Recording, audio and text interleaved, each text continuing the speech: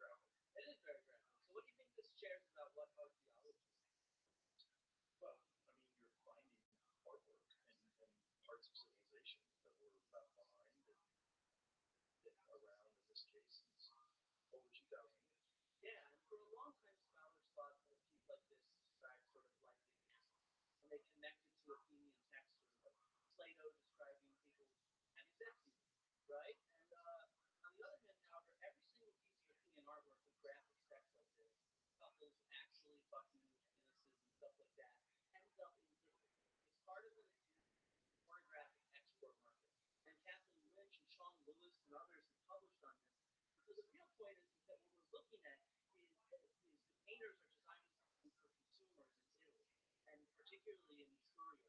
And this instead fits better in with telling us about life in Etruscans and the kind of stuff that they show in their tombs, sort of romance between people, or the kind of sexual scenes that they design themselves in as well. And the whole point here is that archaeology is not really about an artifact, it's not about a monument, it's about our past. And so when we sort of look at how much archaeology there is in the world, this is a map that shows the Horn of Africa with every single archaeological site that's been surveyed there. And there's 171,000 of those. Yeah. It's just, and this is just because of the terrain. Many of these are tombs, for example, Islamic and pre-Islamic tombs. So they're visible on the surface. And so in many ways, when we think about archaeology today in the 21st century, we're thinking about big data sets, trying to analyze them statistically, understand the kind of patterns they put together. And we use innovative technologies, sort of LiDAR, lasers through the sky to see these things underground. For example, here are this publication by Canuto in 2018 reports 1,480 structures still to be excavated, found with LiDAR and surface survey, right? And so at the same time, this is a Maya complex as revealed by airborne laser scanning of northern Guatemala. That's amazing. Yeah. And so I mean we have this huge data set, and with it we get high resolution. For example, the bottom image red shows river trenches. While there's a lot of archaeology, people have been everywhere. It's very fragile and it's at risk, and that's something I also want to take some time to get across a bit more here. And my own research is very much big data oriented too. I've studied nearly 1,000,000 animal bones and teeth and bone fragments from ancient Greece, like this pile here from the island of Crete, from the Zorias. And in particular, I also looked across the kind of precision we have right now. I'm doing what's called isotope analysis. I look at oxygen and carbon isotopes in the teeth of the animal. And by taking multiple samples on different parts of the teeth, you can see the different areas that I drilled on that tooth on the right? And what that does is it lets me understand the diet of the animal, where it's moving in the landscape seasonally. So in different seasons of the year, I can understand the kind of ways that people are raising animals. Some of this was human remains too. And we can get this high level of resolution and precision that people don't always realize that we have, right? And so in this case, I was here to try to discuss with Graham and to test his lost civilization hypothesis.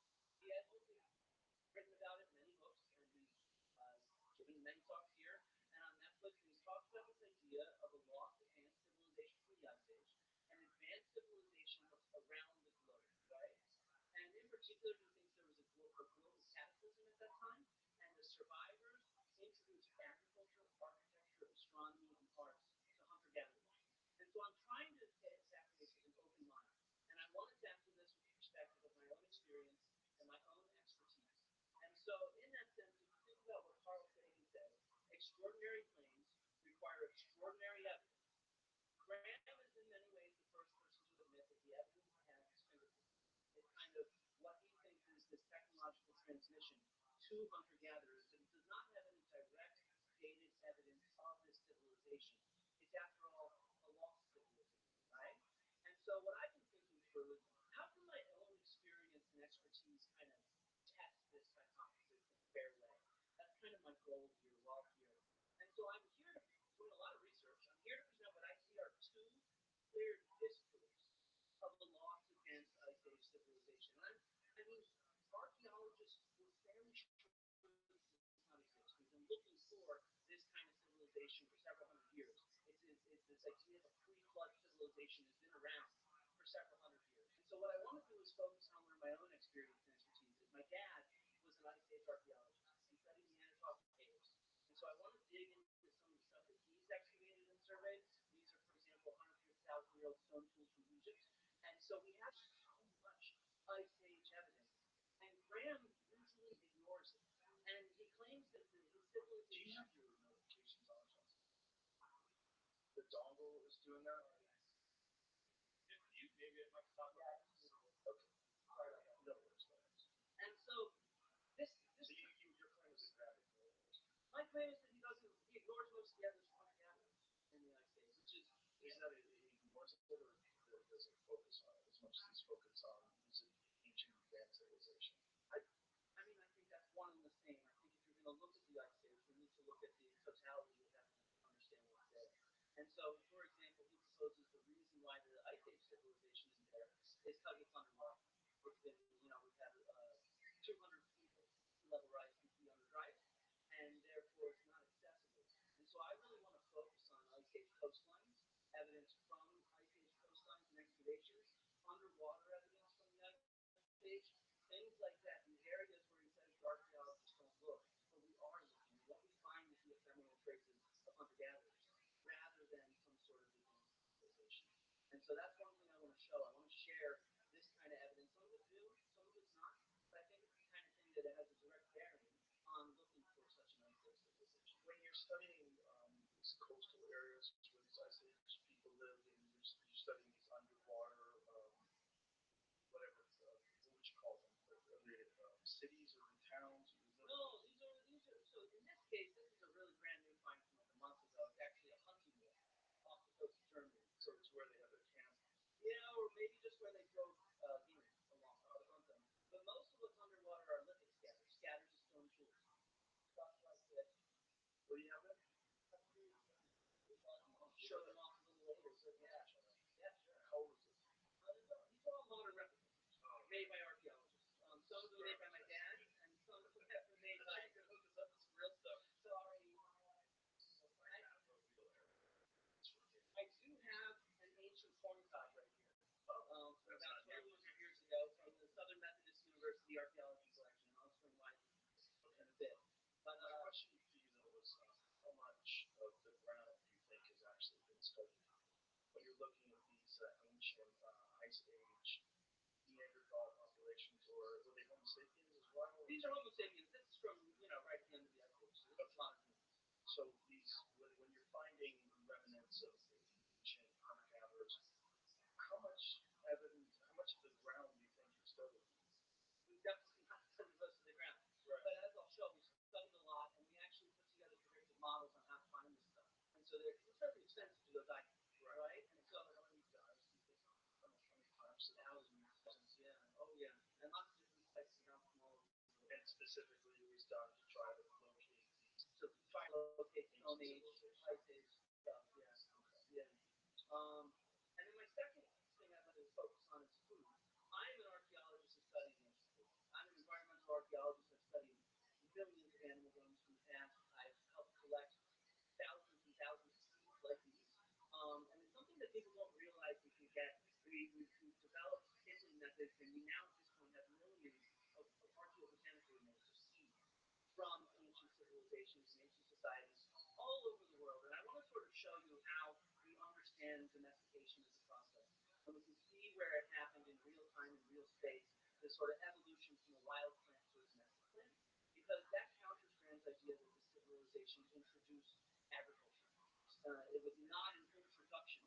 It's something that happened in a real space. And we'll track how we can see humans taking control of the reproductive life cycle of these plants. Is what I'm going to show. Can I pause for a second? Yeah. Is that in a particular region? Like right now on Earth, if you're living in essentially a Stone Age now, right? I wouldn't call it a Stone Age. Well, okay, let's say people in uncontacted indigenous tribes in the Amazon. I mean, they essentially are living with animal skins and bows and arrows, and they're living very similar to the way people lived 10,000 years ago. I think there's plenty of people living today in their traditional Yeah. lifestyles. Yeah. Right, but then there's also people that live in Tokyo, right? So the world's huge. So if you find evidence of agriculture that dates back to a specific period where you can see the wild plants, you can see this transition into domesticated plants, is it possible that we're dealing with a region? And I think part of the theory about the younger dryas impact theory was that although it probably devastated the entire human race, it didn't impact all the places the same way. Just like like right now, if a volcano goes off in Iceland, we don't even notice it, right? But over there, it's devastating. Yes, but in this case, what I'm thinking about is, unlike, I know you guys have mentioned times you can't radiocarbon from stone. We can date these plants. So we can date that transition from domestic to And from what wild. are the oldest seeds? Oh, the oldest. We have to go back tens of thousands of years. The oldest domesticated crops we have go back about 11,000 years. And where are those from? From Syria, Turkey, Turkey, Mesoamerica. Yeah. Is it possible that there was domestication before that in other parts of the world? I'm going to show you why that's not possible. Okay. Yeah, that's kind of my goal. Yeah, because and it's not even that advanced civilization is to disprove of agriculture period in the Ice Age. There's a lot of reasons why there was no agriculture, so I want to Okay, get into the let's do it. reason on that, let's say. Okay. So just to kind of go off, I also want to explain, I know, man. What are you doing to us? Hey, you gotta get the audience These something, are right? Vegas pipes. Is that a pipe? Yeah, they are. That's a Not pipe, it's a lamp. Sorry, oh, yeah. okay. But so, Those archaeologists, are cool. I think archaeologists should be open. But of course, in the 20th century, the mores of certain Italian museums, like here in Naples, they kept this stuff hidden. So did they hide just because of the graphic nature? Yeah, but it's now open for the last 20 years. Oh. You go to the museum in Naples, they have what's called the Navigato Segreto, and it has all the erotic art from Pompeii and Herculaneum. And archaeologists, look, we're underfunded, we're not perfect, but our goal, most of us, is to publish everything open data. And we have at this point millions upon millions of archaeological records available from things like Open Context, the Archaeology Data Service, the Digital Archaeological Record, even the Radiocarbon Paleolithic Europe database. So when you're talking about the Ice Age, we have radiocarbon dates directly dated from 13,000 sites in Europe and Siberia. We have quite a bit of evidence of this ephemeral evidence for hunter-gatherers in the And so the evidence is just enormous, this database for hunter-gatherers. So I think it's important that we deal with the existing evidence, see where it leads us to. Okay, what is the oldest evidence for hunter-gatherers, just for the audience? Oh God, I mean that goes back, pre-Homo sapiens. Okay.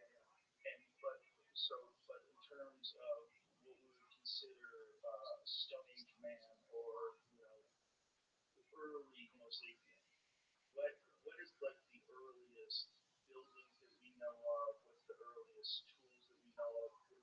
The earliest tools we know of are many hundreds of thousands of years, right?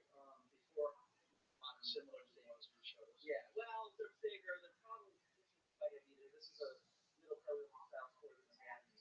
But the earliest stone tools are quite large, many of them. But as time goes on, they become smaller and smaller because humans become more efficient in using this raw material, right? Because there's only a few different kinds of stones that you can map. It's what's called conchoidal fracture.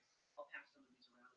It's a show and tell, and I'll show you how we can tell the difference between kind of a man-made stone tool versus just a piece of shaft. I actually watched or YouTube video, I should say, and it was really fascinating watching them map them. Yeah, They do it with like a piece of leather on their leg, and they knock the top of it. It's very interesting. You even have some lovely gear that could be useful, right?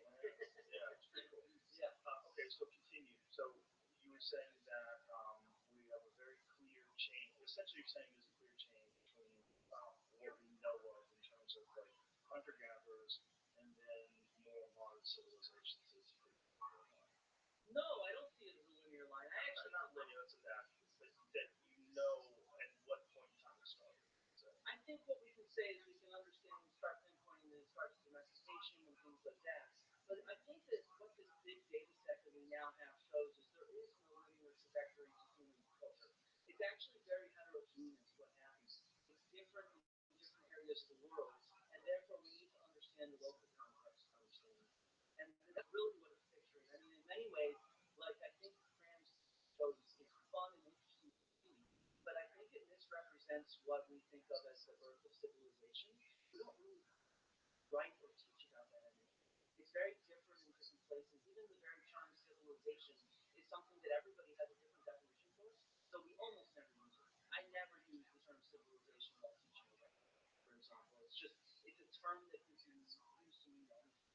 And so like this grand narrative approach to human prehistory is something that's from the 20th century and not really a component of 21st century archaeology.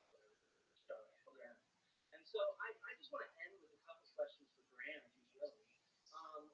At different times, he's described the civilization that he's looking for from 12,000 years ago. It was advanced to say our own civilization in the late 18th or early 19th century. And so, as an archaeologist, we study technology, we study the material remains of the past. And so I wonder what we're trying to look for, right? And so I know that this is kind of how the last conversation with Michael Sherman started. And so I get that, but I do want to just quickly say, Graham has acknowledged that there's a good chance there's no metallurgy, for example, with this civilization. He said maybe a decision was made not to use metals. And I say we can definitively prove there was no large-scale metallurgy in the Ice Age. If you look at ice cores in the Arctic, right? we can track metallurgy of the Roman period, of the medieval period, based on lead emissions that end up in these ice cores. And there are no emissions from metallurgy in the ice age. So we can be sure that there's no global metallurgical civilization that's doing a lot of mining and smelting. Certainly they're not doing burning fossil fuels like they might be in the 19th century. So we know that could not have been around because it would show up in the atmosphere. Likewise, we can think about shipwrecks, right? Graham has mentioned that the bulk of marine archaeology is focused on shipwrecks and not the continental shelves.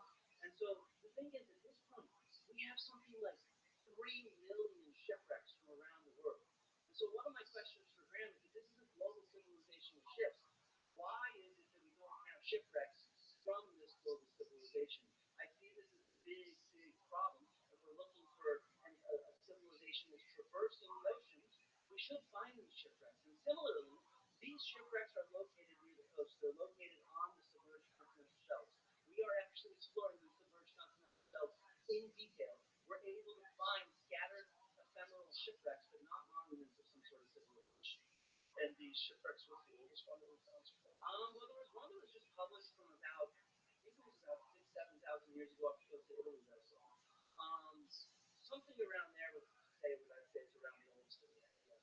And at what point in time these are mostly wooden boats? Yeah, there's mostly wooden boats. What point in time would they deteriorate completely? Well, so actually underwater environments are really good for the preservation of organic components, which is why we actually get wood in waterlogged environments rather than on land. In a really dry environment for wood preserve, or a really wet environment, or with those heat I was showing, it needs to be sharp.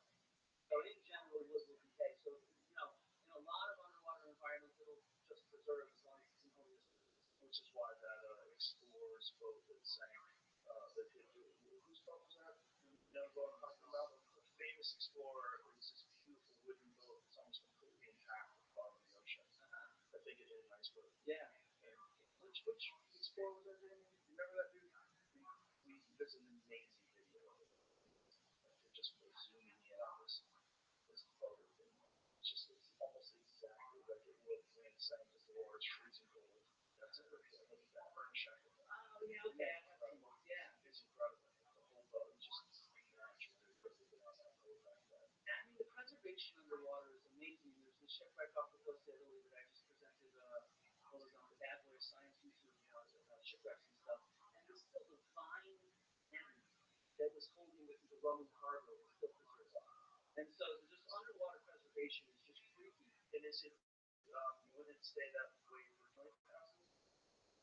Oh, yeah, there's like tons of varied environments. So taphonomy is what archaeologists use to study how things survive and how they are there. And so typically when things are buried, they're very stable. Or when they're sitting, depending on where you are on the bottom of the ocean. But typically it's very, very stable. It's very slow. And an area stuck in that tidal zone, things will get battered. But if things are deeply depositing quickly or sea level rises very quick, that actually helps preserve them. And so that's how we can still find these kind of shipwrecks and ice age sites and other sort of sediments underwater. Yeah, what about the shifting of sediment at the bottom of the ocean? It's like 10, 20,000 years ago, 30,000 years ago. Yeah, so that actually, I was just talking with Jessica Cook-Hale out of Bradford about this. And actually, so she's done some studies off the coast of Florida of sort of hurricanes that are coming in today, just because she's excavating Stone Age shell mounds there. And it turns out actually that the hurricanes coming in today really won't disturb them much. Yeah, she's published on that. So obviously, it's just mostly surface. Yeah, it's going to depend on the specific environments. So certain environments will preserve, others it will. Yeah, very good. Yeah. Was there any other questions for that? Wait a second. I just wanted to end by saying, look, archaeologists, what we find is what we publish, right? We are not trying to keep stuff hidden. If I found Atlantis, I would publish Atlantis. Klaus Schmidt found Göbekli Tepe. We published Göbekli Tepe. And so I think that that's really important. We want to change and rewrite history. That's how we make a name for ourselves. Every article I have published and most of my colleagues have published is something that is adding and changing our picture of the past. We're not locked in on a specific narrative. What we're trying to do is update the picture of the past for each other, for our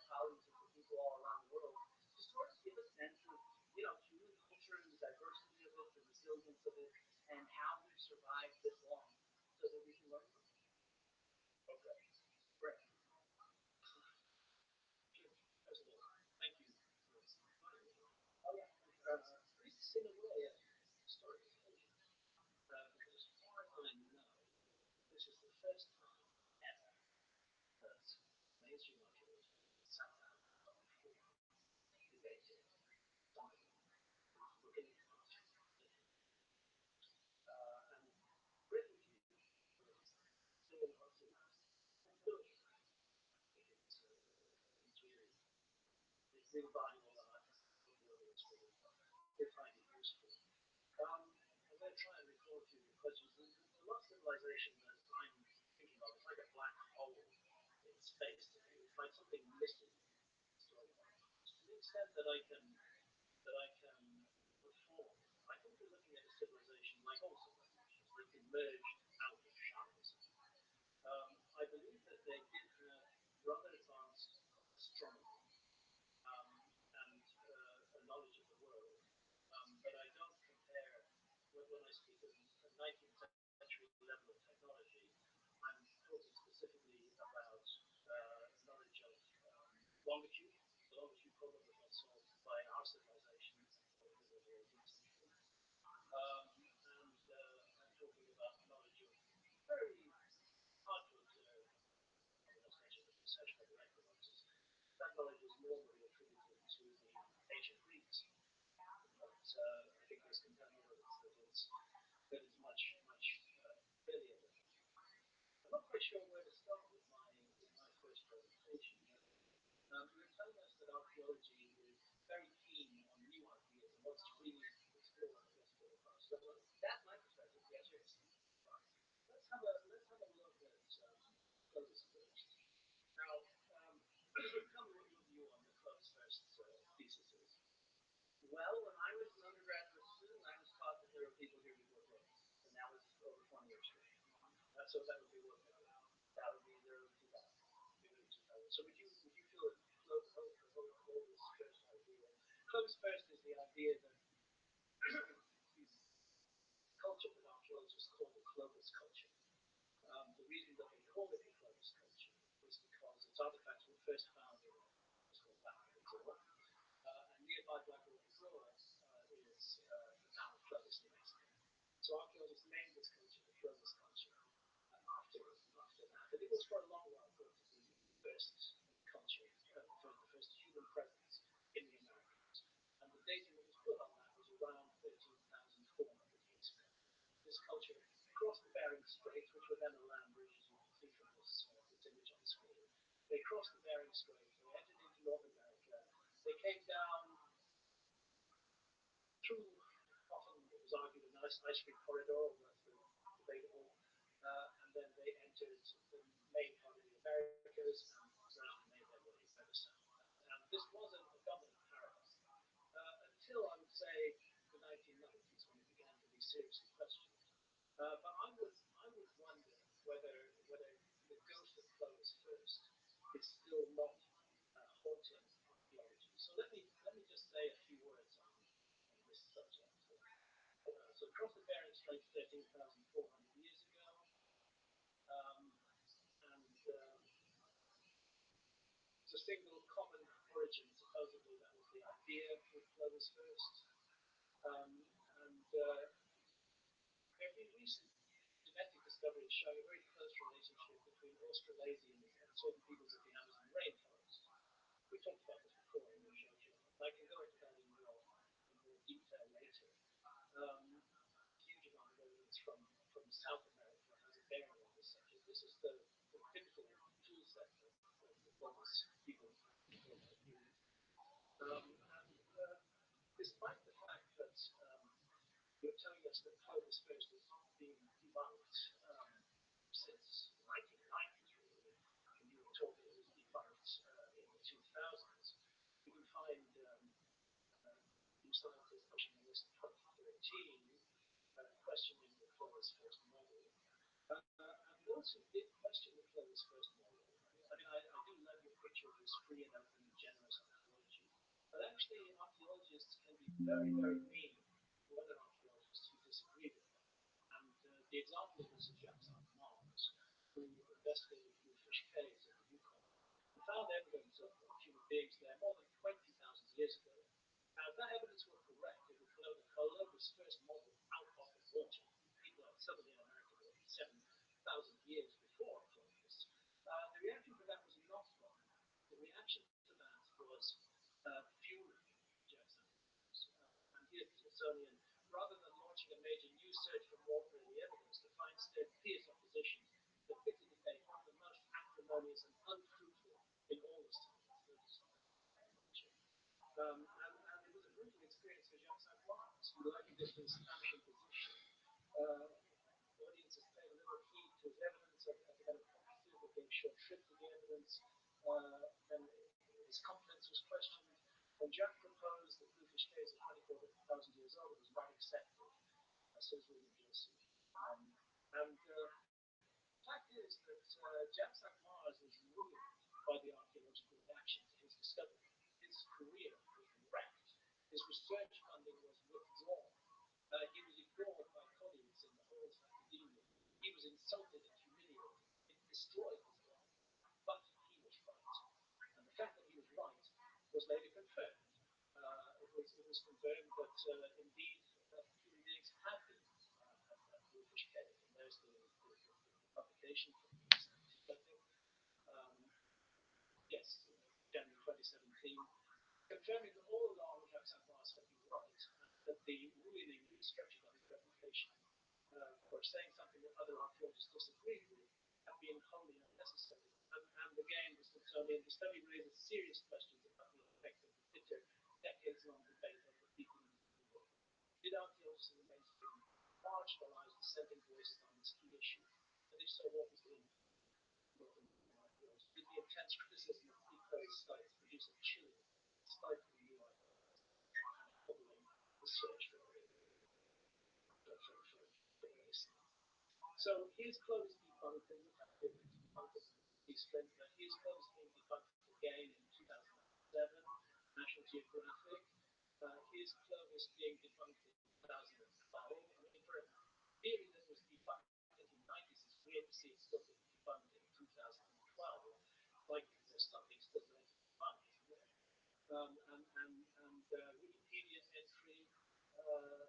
Recently, the scientific consensus has changed to acknowledge the presence of pre-Clovis photos in the ending the Clovis first consensus. This was a piece from the 15th of April, 2023. My God, here's the big thing. April 2022. Clovis apparently still needs to be debunked. It's like a zombie. It keeps on haunting archaeology, and people keep on having to debunk it. And I'd like to just mention Tom Dillon. Tom Dillon discovered the site of, excavated the site of Monteverde in Chile, and he found evidence that human beings had been there 14,000, maybe as much as 18,000 years ago, in the deep south of South America. And again, the archaeology that Finn would like us to believe exists would have welcomed that find. But no, that find was not welcomed. That find was massively attacked, particularly by American archaeologists. And we now know that Tom DeLay has been vindicated, and that he was absolutely correct all along, that human beings were in Monteverde thousands of years before Clovis. And Muy he was interesante eventually eso como vindicated. All you want to do if you don't is just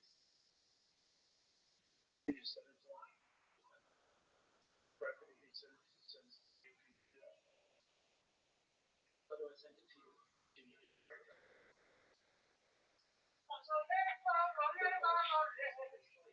Pitch. Look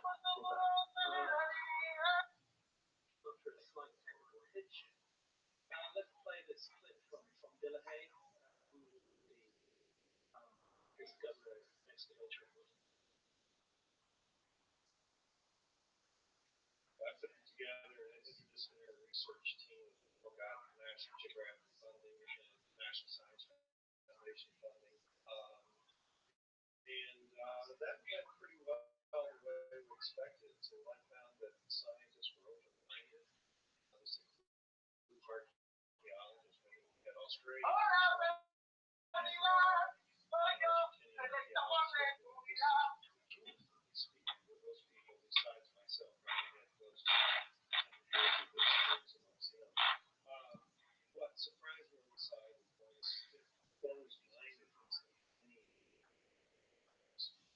But some of the North American colleagues were very difficult to deal with and at times presented an unhealthy atmosphere, uh, cutting us off before we could present the data.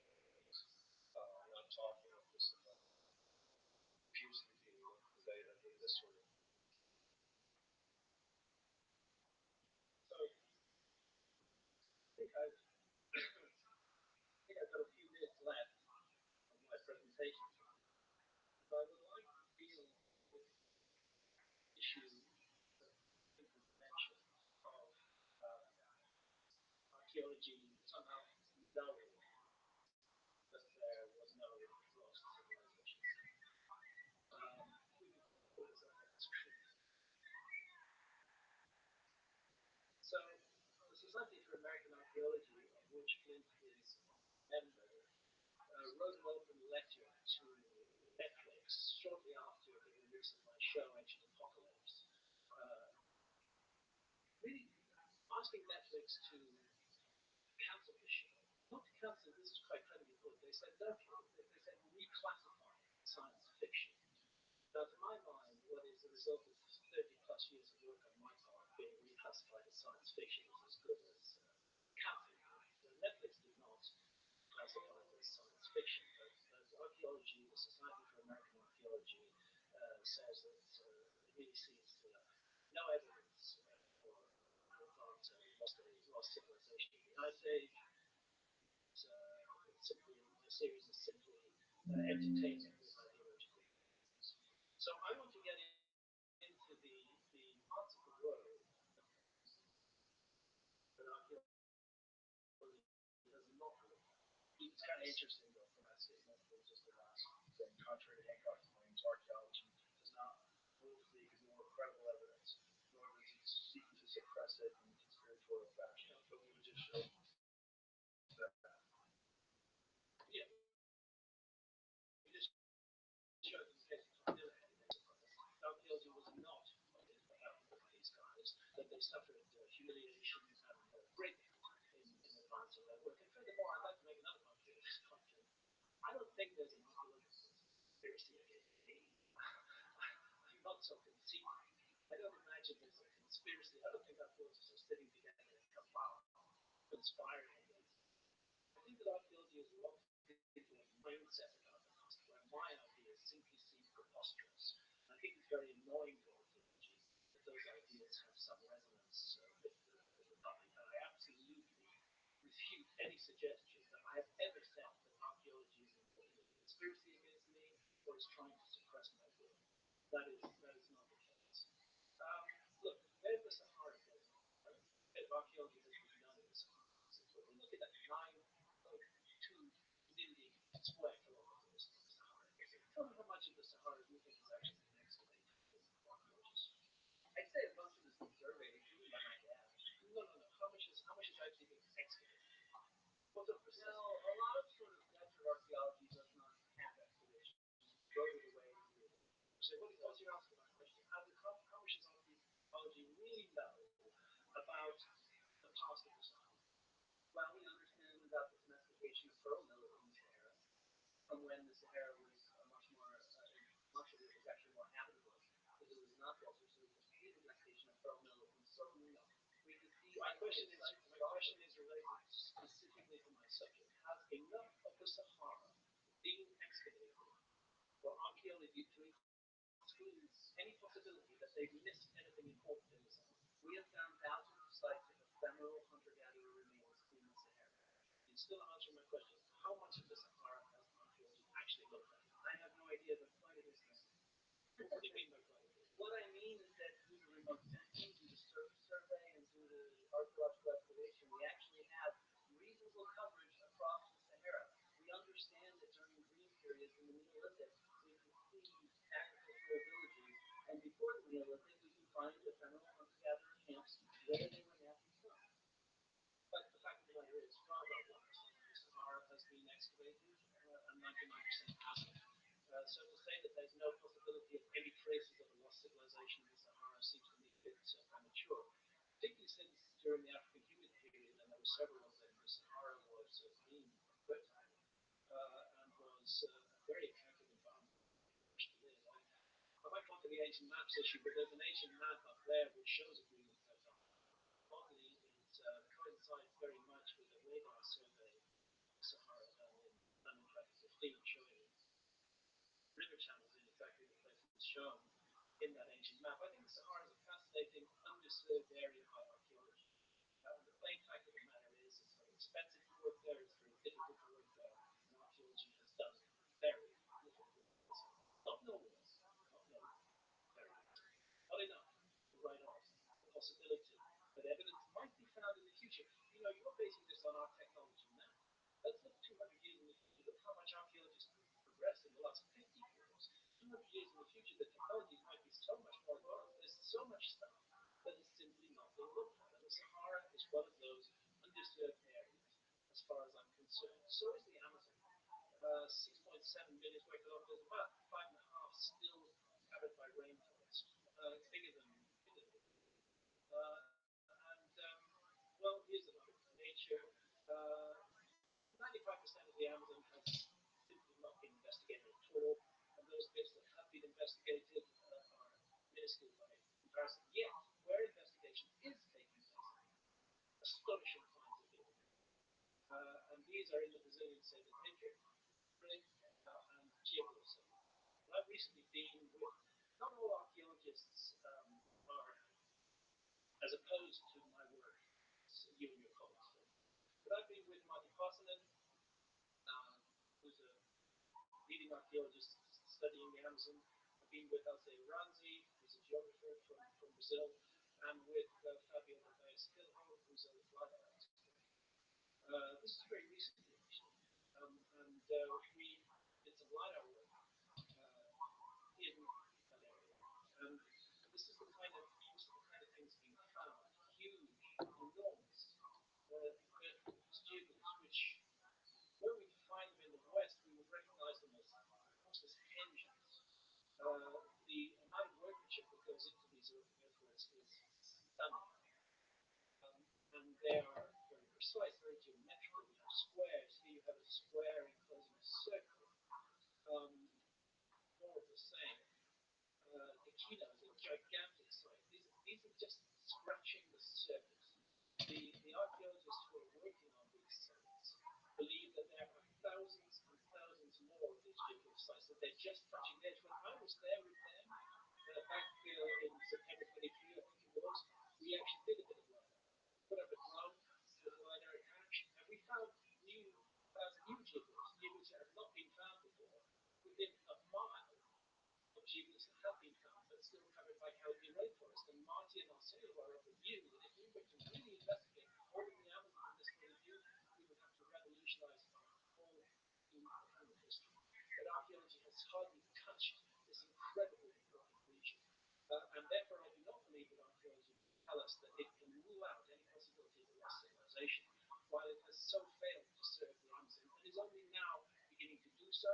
And those who are doing that work are convinced that there's much, much more, thousands more geoglyphs, for example. 27 million square kilometers of the Earth's surface was above water during the Ice Age, and it's underwater today. So yes, there has been quite a bit of marine archaeology.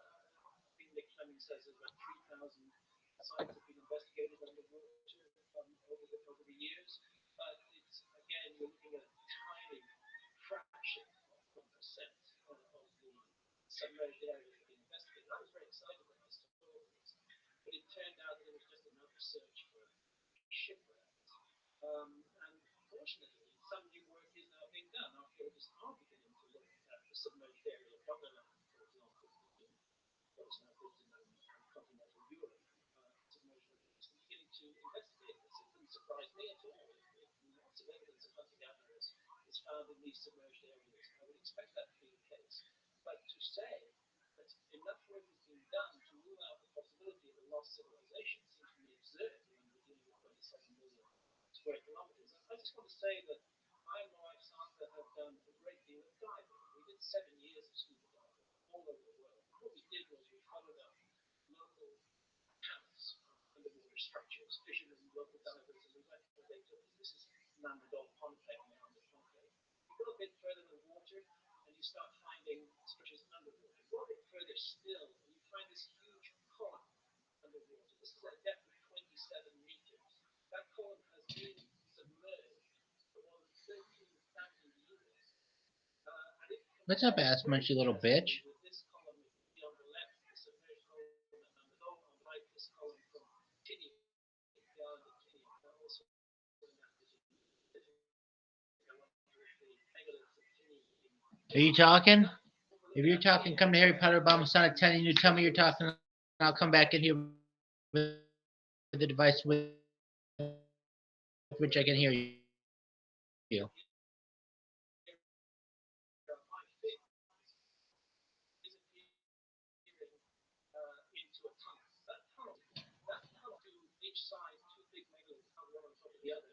And then when you come to the end of the tunnel, you see ahead of you these two massive megalithic blocks um, directly in view from the tunnel. Uh, shot this undertook of me diving beside those megalithic blocks just to give you a sense of the scale of them. They're enormous. No, they did not fall from the cliff above. There was no cliff above. And there's them there in contact. We're looking at a huge rocky outcrop with these two megalithic blocks on the side. But let's go round to the right of that rocky outcrop. We find a rock hewn with steps. And those steps, archaeologists tend to argue this is all completely natural. I have done more than 200 dives ago. Santa and I risk our lives. We are not dilettantes. We are in this out of conviction. We're in this out of passion for our subject. We've done more than 200 dives ago. I've been hands-on with this structure and all the other structures around it, and I'm absolutely confident that we're looking at a rock-hewn structure there, a natural rock face that was cut and shaped by human beings. Here at Karen, we're looking at a stone circle depth 30 plus meters, 32 meters. It's submerged again for more than 13,000 years. Um, Scaling scale, you can see somebody down that beside that central megalith. Do you think there's I've seen a hundred Philippines animated that's Oh possible. no. Oh no, stop. See a central upright, right surrounding it. Stop, You stop, see stop. the Save the guy, save the guy, save the guy, save the guy. mountain face Save the guy, dude. of the megalith actually occupies the center of it. You find really interesting. I mean, even the photos you were showing in front of you show a lot of natural fractures and straight lines. So I Holy think that shit. it's really difficult to compute what can happen naturally and geologically with man-made systemic. But this does not look man-made to me. It does not look comparison. Well, that's interesting. So I took a geologist diving called Richmond. He's very skeptical. He was skeptical about me doing the big kind of stuff. Came up with the dive in Canada. But there's no way this could have been by nature. This is a rock wall off Taiwan. Again, South and I went diving there. That's a local diver called Steve Shear. He's showing us this rock wall. You can get in close to it. Once you have a guy's balls in your hand, And if you get up close, you can see they've actually made a bit I of a think there's an overwhelming temptation to cut them Let's off. go to India. My wife Santa was born in Malaysia, but she's Tamil, South Indian origin. So we had a great advantage in South India in talking to local fishermen and divers because Santa speaks fluent. And we had asked them, are there any structures at the waterway? And they said, you bet there are. There's a whole city of them. We complained to the government about people catching our nets on it. The fishermen have to go down and sometimes they die trying to free the nets. We'd like the whole thing big away. So we said, would you take us out there and show us? It took some What's up, time you to put it skanky together. little We set bitch? up an expedition with the Scientific Exploration Society in Britain. We went together. It was a How have you huge been? low-tech expedition. Just one moment, my phone sucks. I'll be right back. Tell me who's blurry pictures, remember. Tell me Yo, baby, can you hear me? I cannot tell for sure. Oh hell yeah, that's better. What do you mean where have I been? I'm in your fucking BC, dog. Dog. Can't rape the willing. Can't rape the willing. Isn't that the greatest phrase ever? Word, dog. Dog. You know what the best pickup line in the history of mankind is? Hey, girl. You ready for it? Damn, girl, you a haunted house? Because I'm going to scream when I come inside.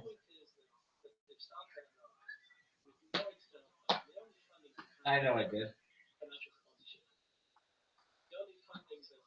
Dog, why haven't you been having your regular soirees in here? Admit it, you've been a little bitch. Dude, what happened to Apollo? I know. No.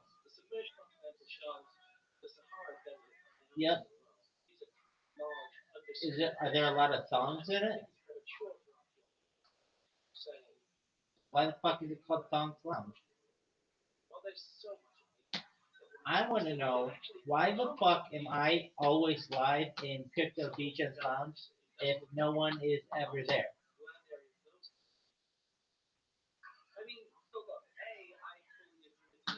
People are here. I know. But here's the thing. My man Apollo, I do it because he was so nice to me, but I need him to be in there, or else it's like, yo, dog, I know he cares about the project. We talked about it. I just, I don't know how much longer he wants to chill on it.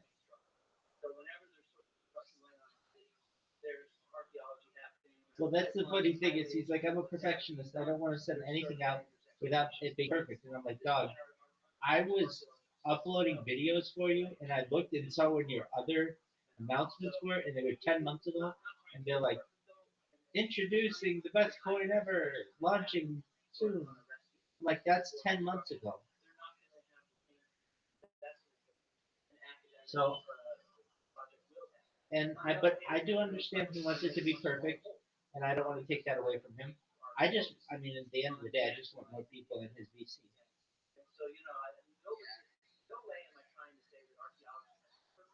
And then the second that I leave the VC, he comes in and he's like, "What's wrong?" And I'm like, "Nothing." He'd be like, "You left the VC," and I told him, "Dog, it literally said VC ended after 39 days."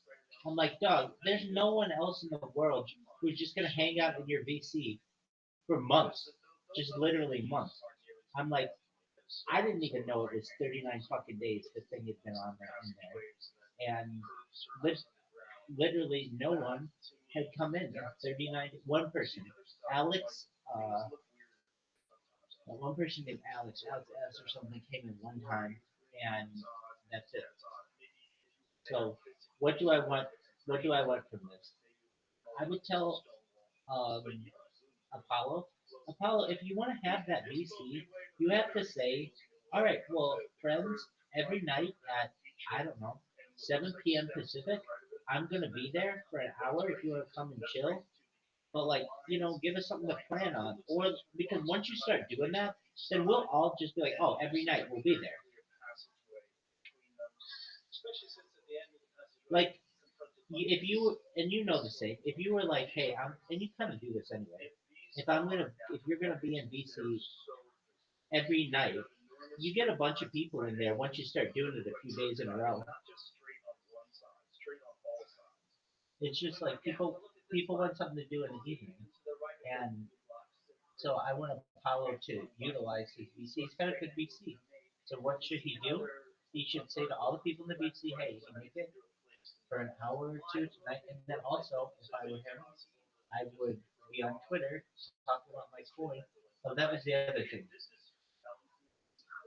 He really wants to do Twitter Spaces, but he doesn't know how. And I told him all the things that he has to do, and he just tells me, you know, He wants it to be done perfectly. I'm like, all right, dog, I'm telling you perfectly. This is exactly how you can do it perfectly. He's like, I know, I've been busy. I had all these things happen. I'm like, I know. I'm making you aware, though. Getting back to my original point, I just want more people in the VC, or else I'm not going to be there at the end of the day. And I want to be there, but I don't want to be there if no one else is there.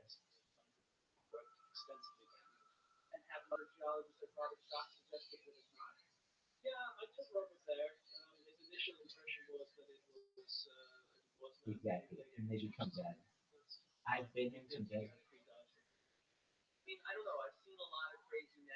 I've been in there. I've been in some VCs that are they have like really good premises, but they end up, not not ever not ever gaining any traction because they're just lifeless.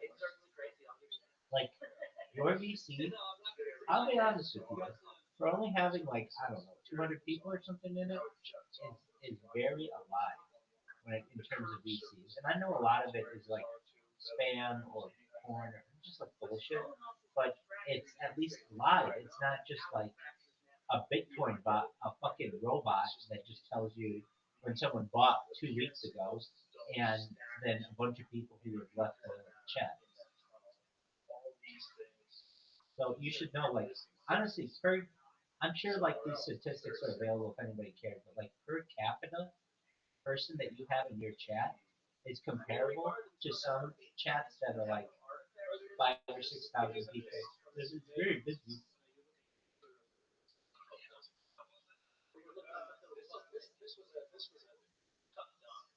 That's true. Do you remember Jacob?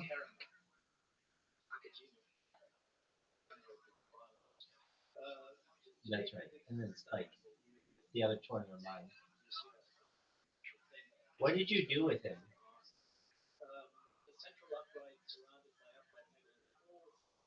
I sent him a message too, and I'm going to do the same.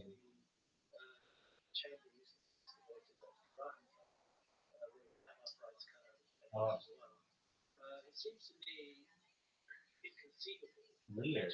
It says 3 weeks. What was his name on here? Who's that or something? No, it was like, who's that? He, okay, yeah, so he hasn't been on in like 3 weeks. Um, you want to know what I think happened?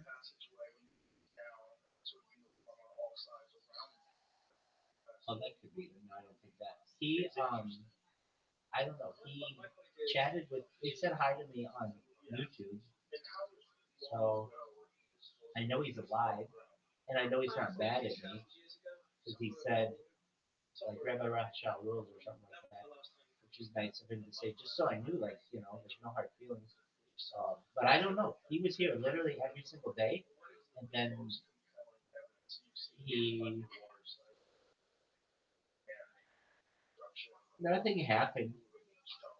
I mean, like no one made him mad. He didn't get upset. It's just he randomly left. So that's fine.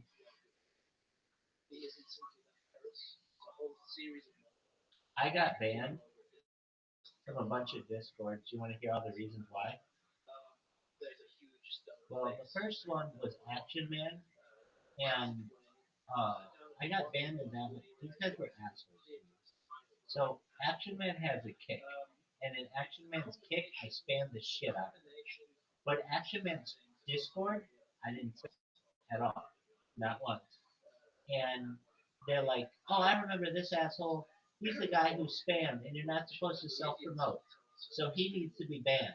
So they banned me, which I feel is unfair because it's like, dude, you banned me in your Discord when I didn't spam there, but you're punishing me for something on another fucking platform. That doesn't make any sense. How the fuck do you know that was me? Or I was the person who did that? How the fuck do you know I was that person? You just they don't. So and exactly. Then I got banned in another one from Aiden Ross. So I'm in Aiden Ross's chat, and I'm like, okay, this is cool. There's some people here, and I have Caspian C come in there. I'll just tell him Caspian C was wasted, and he was I thought he was going to get kicked out.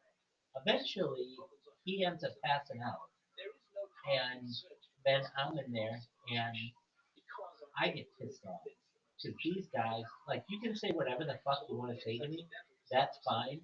But then all I wanted to do was lie down and fall asleep like I normally do on camera, and these guys are like, you have 60 seconds to interact with this stream or we're booting you. I'm like, excuse me? What in the fuck are you telling me right now? Because that isn't how this goes. They're like, you have 60 seconds to interact with the fucking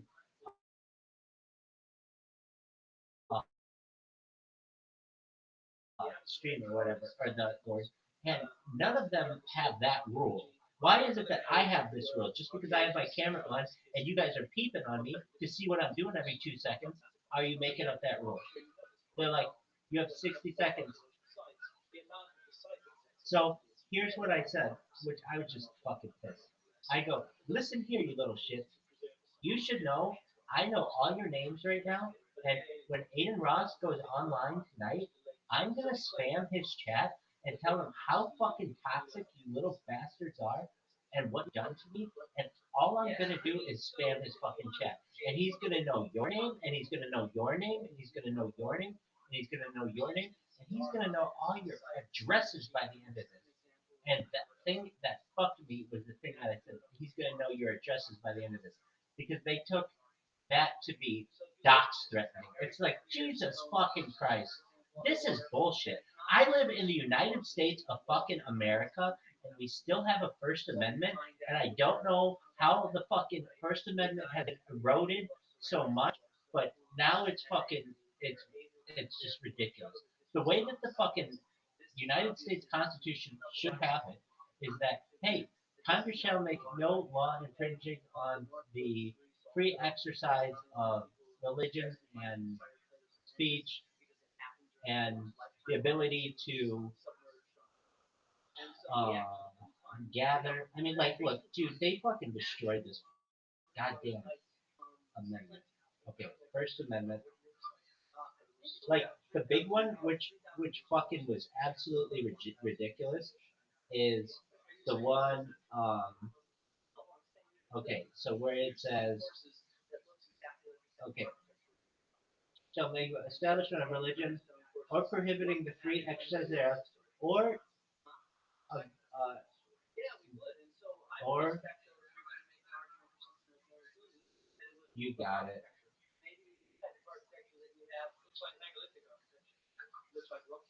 I'm holding it. I'm holding it.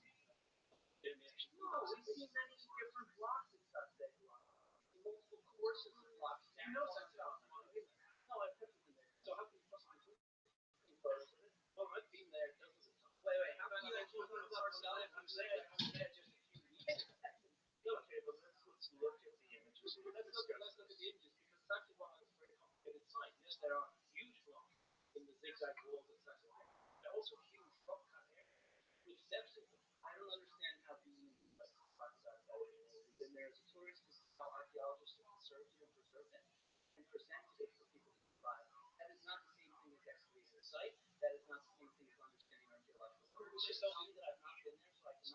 It's obvious that you're ignorant of the site.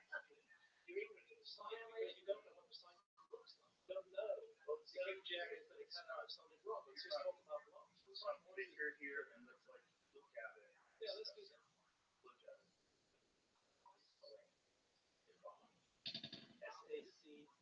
SACSAYHUAMAN. Yo.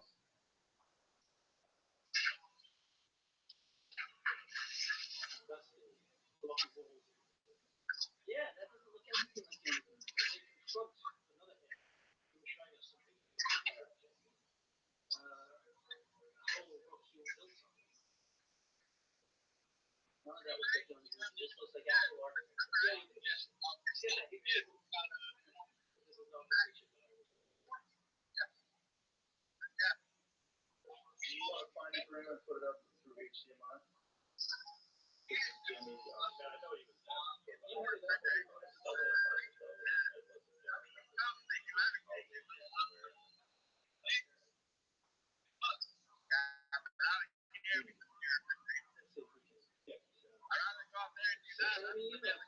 it's also in the date. So, like some of that stuff that you saw, as you would know, it's between still does not look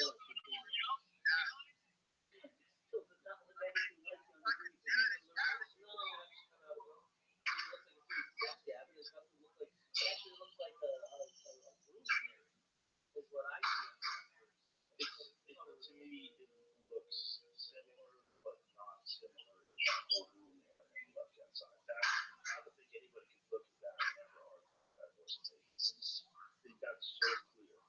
Whereas if you look at go back, But I also don't know if this is stock schedule or not. Sure, right? Let's go look and see what photo by it is. Oh, it is, okay. so the difference to me is like there's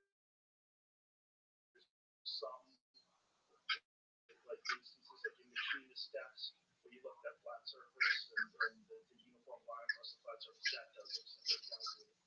Some of the stuff on the right it looks much more refined than what you see on the also the trees on the version, right? 10,000. Dog. Whereas how old I say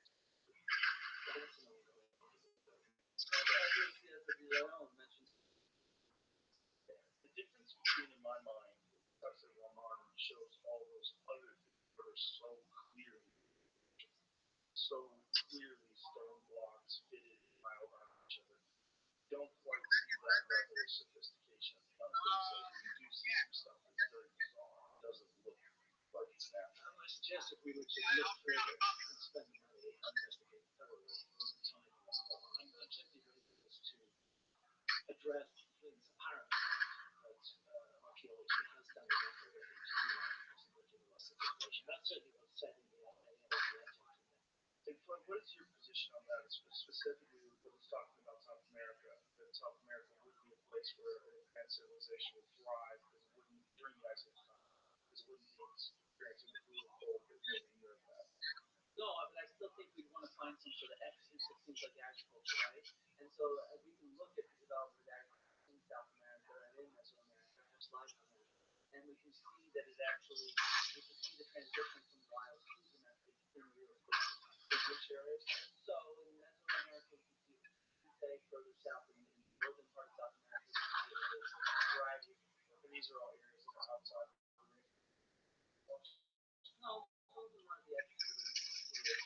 And so, I mean, look, we've done a lot of work in the rainforest with LiDAR in particular, and that's data based on excavation. Stefan Rothschild just published in 2024 a series of LiDAR structures that were all connected to under alongside major roads, and based on excavations of several of them, it dates to about 2,500 years ago. And so, Dog. we want to understand clear dates, and that is the key. And we have plentiful evidence. Do you mind if I show you some of our ice age evidence? Yeah.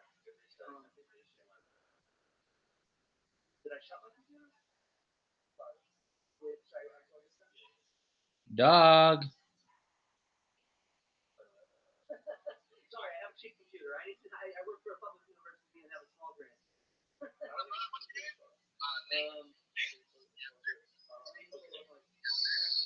So let's look at some of the ice age stuff that we can look exactly where Graham says we're not looking. And I want to show you what we see. No, I say you're not looking. Okay, but I want to show you what we find when we do this. Because I completely agree, Graham. I actually hope that people who are interested in learning more archaeology happening donate to things like the Archaeological Institute of America, the European Association of Archaeologists, and the Society for American Archaeology. That helps fund more surveys and activities. If somebody wanted to do that, where would they go? To their website, saa.org, archaeology.org.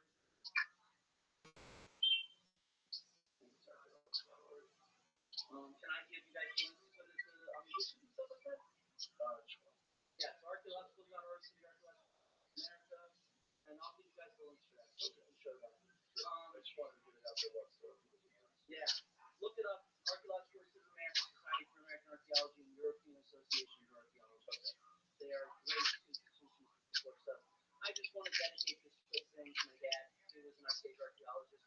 He innovated how to do mapping and how to look at stone tools. And please blame him for every of my mistakes. Henry and Sally for their listening. So I want to talk about one of the surveys Yo. that actually did in the upper deserts of Egypt. Above Abydos, Abydos is famous Yo. for the dynastic Dog. Dog. Dog.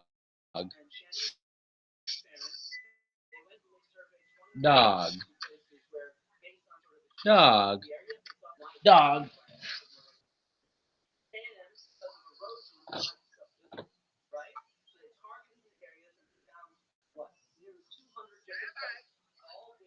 You doxed yourself. I know your first name. I know your first name, slut.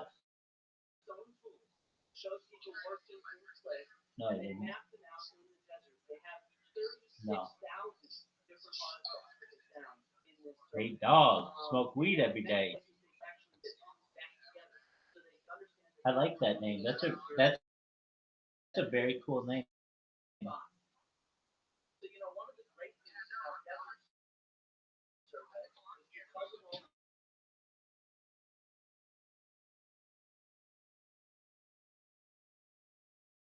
Going at myself like a dog.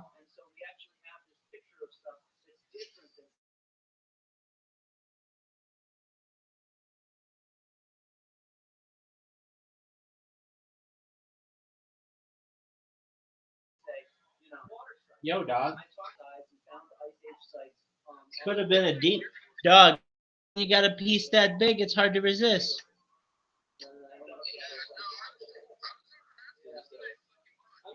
Thanks, baby. I'm, dude. Don't hate the player, hate the game. Are you gay? Yeah. Are you bisexual?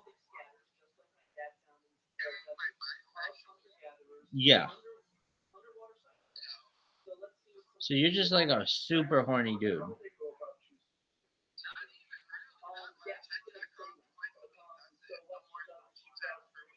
Damn. All right. Why do you talk about having sex with dudes so much?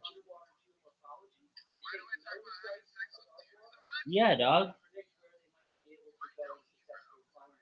Why don't I talk about having sex with dudes that much? Well, it's not that I don't ever talk about it. I say if I'm ever on a desert island, and in order to get off the island, I have to have sex with a dude, then I will. Perhaps. It depends how much I fucking hate that island. And then, yeah, so it's not like I'm totally against it. It's just like, desert island kind of has to occur. Yo, dog, are you married? I think you're married. Wouldn't it be hilarious if I was married this entire time and like living with my wife and you guys just had no idea?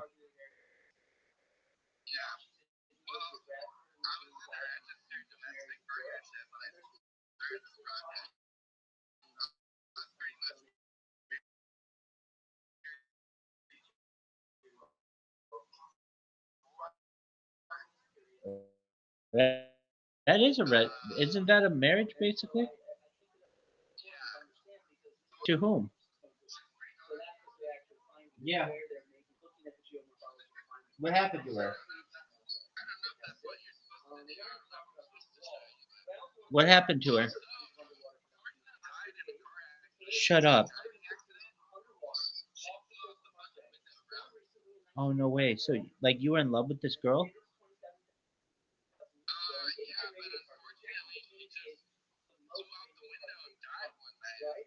Oh my god. So you're dealing with that. So you've never really been able to recover from that.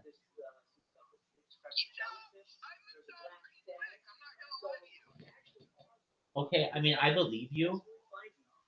I really do believe you that you did. But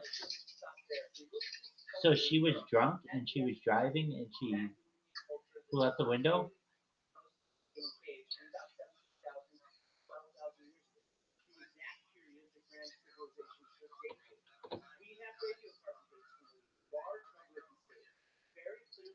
Did you like her? Oh, so this actually worked out perfectly for These are you. very, very close. There's not room for some sort of empire there. Why did you marry this girl? Civilization.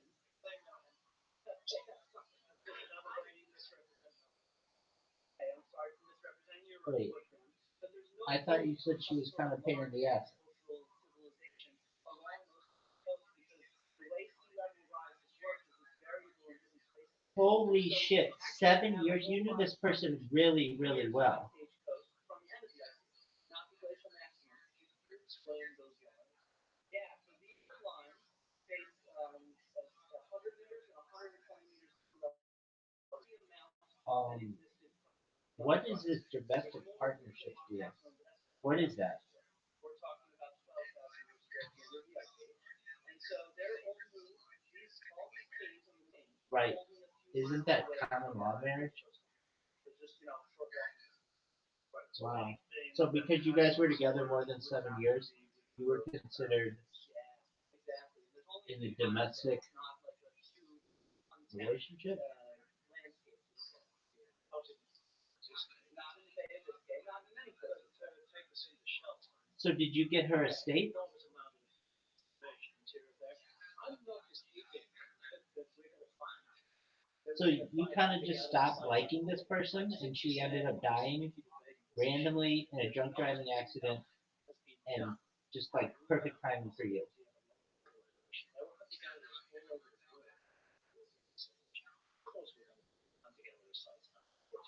But to say Why did things start going downhill in the last year? to rule out the possibility that something very surprising Oh, really? is honest.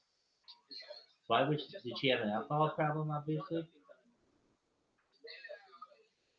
Well, I mean, being married to you or in a domestic partnership, I think justifies it for most people. The whole area, including the Malaysian Peninsula, Indonesia, Thailand, out over to New Guinea, Australia, the submerged super shelf, and I suppose me is absolutely fascinated Where did you meet this girl? underwater done that to ruin us. Where did you meet this girl? We're not going to find 90% of this world. But I'm saying that for our ability to claim and to quite viciously Where did you meet this girl? suggesting that there might be a civilization, to make that claim while having failed thus far to investigate thoroughly the vast areas of the submerged continental shelf, the vast areas of the Amazon rainforest, the vast areas of the Sahara Desert that have not been investigated back Where did you by meet us, this girl? sure that claim is Well, we have thousands of sites I in don't these care areas. about your answer. Give me a second. There's 3,000 underwater slides that have been found. And you, Working with archaeologists, working from the known and what we actually have. and you, What's the unknown? And when you say that we're not investigating these areas, I'm showing you that we have. We have No, no, evidence from all I don't think over. you have. Okay, so let me explain. Don't misrepresent it. Of course you surveyed some of them. And we've surveyed quite a bit of them, quite a bit of them are on What do you mean by quite a bit? How much of the submerged continental shelf Graham, is I'm going actually to keep showing you areas that we have evidence for. Why do we have so much evidence for ephemeral hunter-gatherers, but not evidence from you say that civilization that is global? like That should be I know this sounds weird, but like easier to find. you're still in pain. I know you're like I'm not in pain, but it's such a crazy tragedy to happen to someone. I don't know if you ever get over it. Interacting with the coastline, they're collecting shellfish and fish. They're turning them into, they turn whale bones into You had to identify her. into other kinds of artifacts. And these whale bones and these shells don't just end up on those coastal sites. They end up Fuck you, dude. I should not be your friend anymore. I'm here like really concerned about you, and like, oh, no wonder you're all fucked up socially and behaviorally and psychologically, and then all of a sudden it turns out that's fake. And then you're pulling the shit. I thought California did not have that kind of law statute. This is an area where the African tectonic plate is moving under the European tectonic Okay, plate, and so the land is rising faster than the sea level is rising. And so Tom oh, specifically dude, she just took up and left you. found dozens of specimens, and he excavated several of them. Have you searched for her? This is the it's a cave that Did you put out a missing persons report? before the ice age, and then with Dude, what the fuck? So you're still married? many years above the current sea level. And what did he find? No, totally, 100%. And that has a huge effect on your life. You need to find this girl.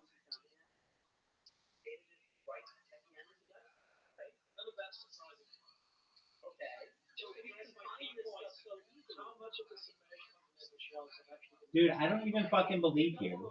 Because I don't even know what to believe. You just told me a goddamn story that this woman, her body hit the ground 7 times. You had to identify her at the autopsy. She flew through the windshield. Like, I don't want to fucking be your friend if you're gonna do this shit to me. You gotta tell me straight up what the fucking story is. So you're basically in a marriage, and I was making a joke about it. Like, hey, you don't know where your wife is. She abandoned you. So why don't you go and find her? Okay, well, you should have at least put out a missing persons report, shouldn't you?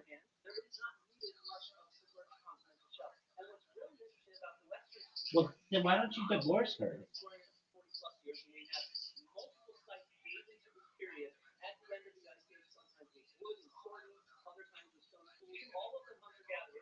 How do you dissolve it?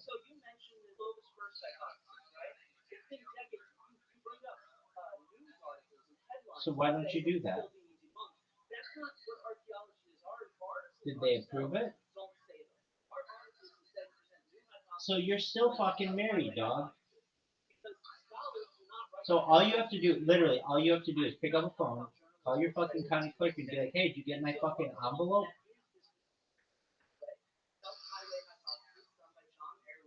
There's a reason why you don't want to do this. Yeah. Why'd you get married to her?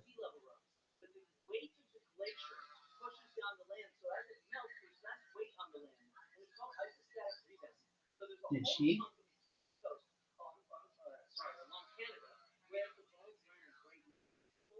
Was this like a legal thing that you had to do it for like citizenship?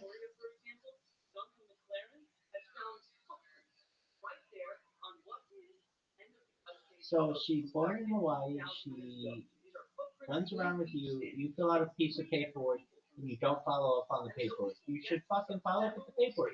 It'll tell you if you're in a domestic relationship or not.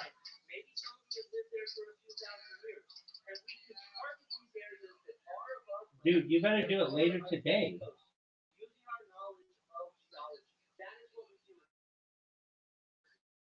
Dog, it takes 10 seconds. I'll give you the fucking number, Sacramento.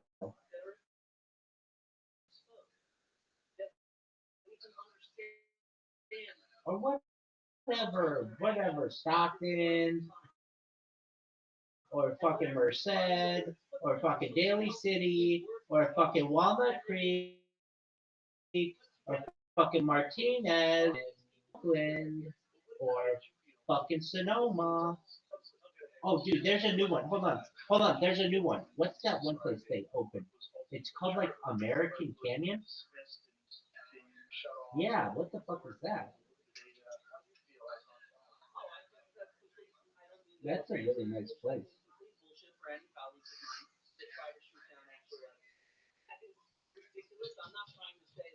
Okay. Well, my question is this: at what point are you gonna know whether you're married or not? I mean, hold on a second. Doesn't that affect like how you file your taxes and shit? It should, shouldn't it?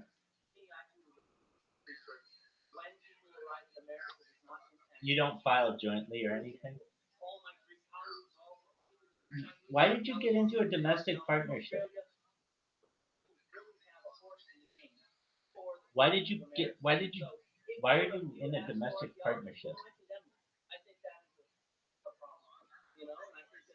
No, she's not. You still have that paperwork that you don't know if it was correct or not.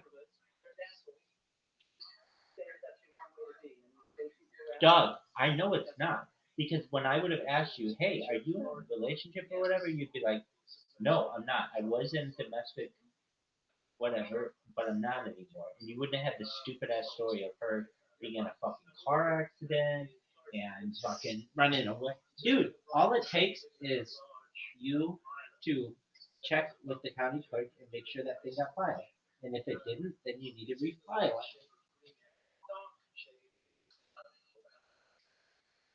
Dude, you're such a liar. You are 100,000% a liar because you wouldn't have said I'm still in a domestic relationship. You would have said I used to be in one.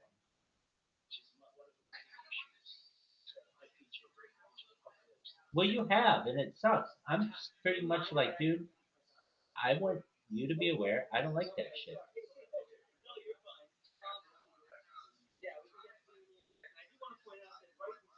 Yeah, dude, that's not correct.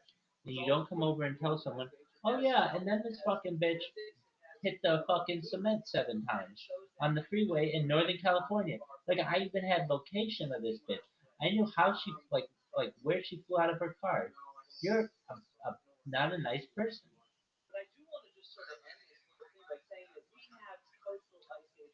Okay, I'm just saying to you, what if you meet a girl and she's like, hey, are you single? Technically, you're not.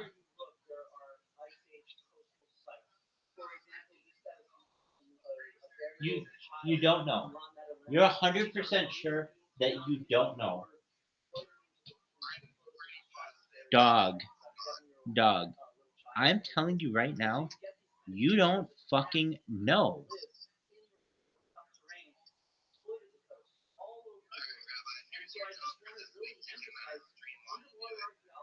I have to find her.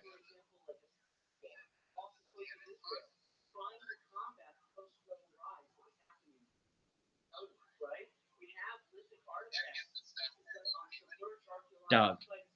That's not for me to do. They're not going to give me that information.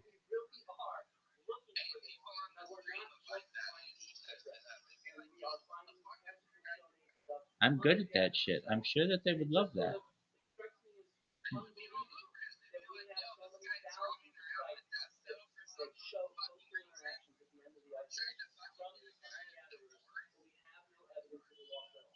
No.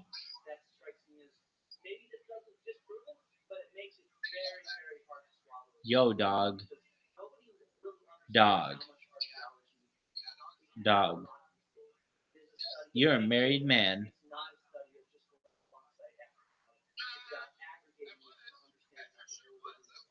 Wait a second. Hold on a second. Now you were married? It wasn't just a domestic relationship? It was a fucking marriage?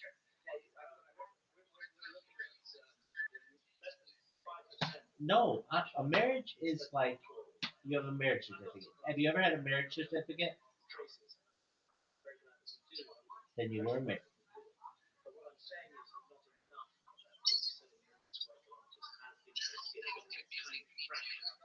I mean, it's not necessarily that you weren't married, but generally.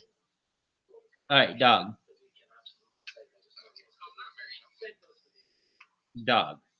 But you had to file some with the fucking state.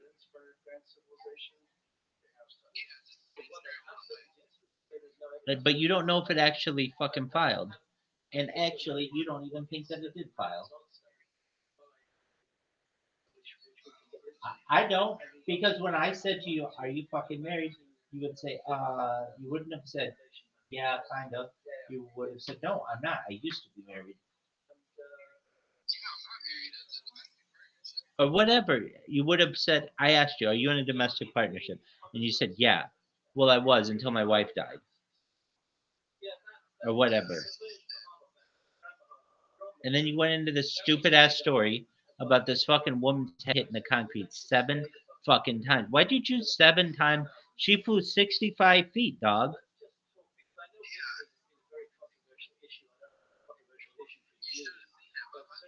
Dog, I'm about to hang up on you, Bubba. I'm pissed at you. I don't like that. I don't. Why? I felt very badly for you. And you had a lot of empathy, and then all of a sudden it's like, wait, you made that up? Go fuck yourself.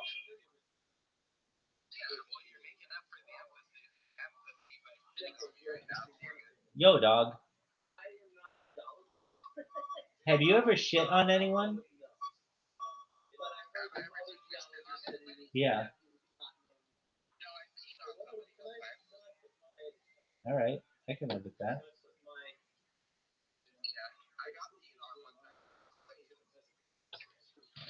No, dog, I don't do that shit.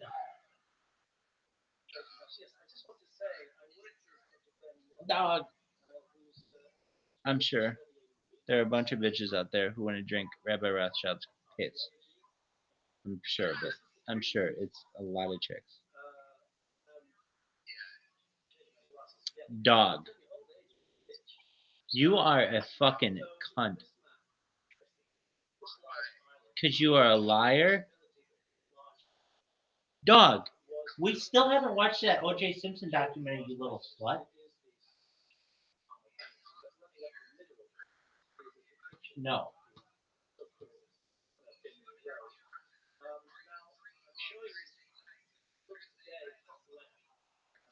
Okay, so then let's watch the O.J. Simpson documentary on Thursday night, dog.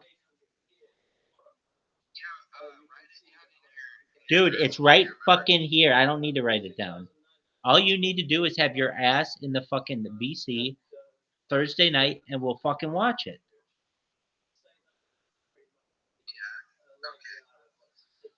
Dog. What did you do with Joby Printing Bass?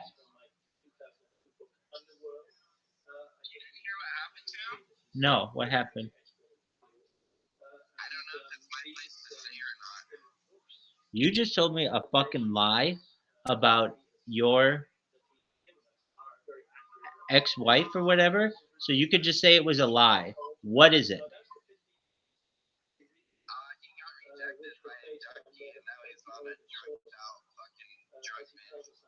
He's on a drug bin? What drugs is he doing?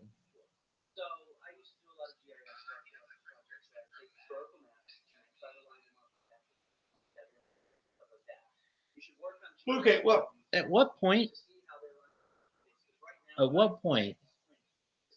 truthfully, at what point do I get this Mevbot? Where in the plan, dog? Where in the that's done. That, that was April. This is May, dog. I dog, it's gonna be here on Friday next week, dog. Oh, I'm gonna need 6 months off. That's what I fucking heard. It went from it'll be Friday to next week to I need 6 months off.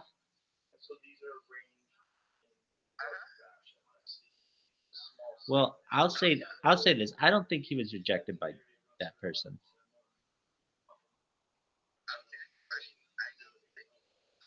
I don't think it was a full out rejection.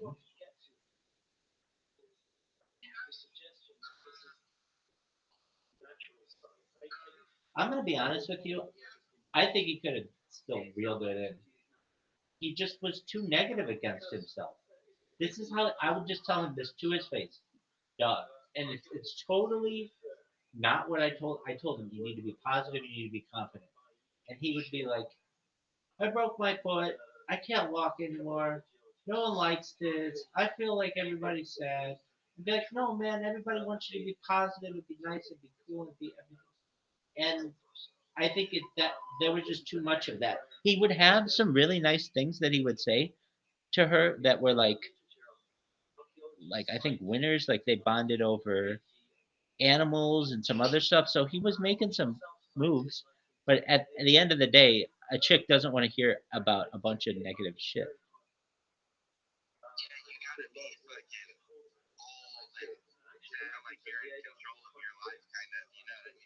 Yeah,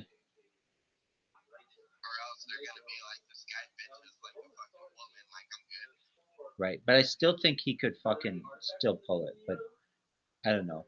Who knows?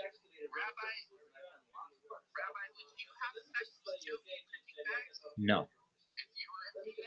Oh, if I were a girl, um, on a scale of 0 to 10, how hot am I?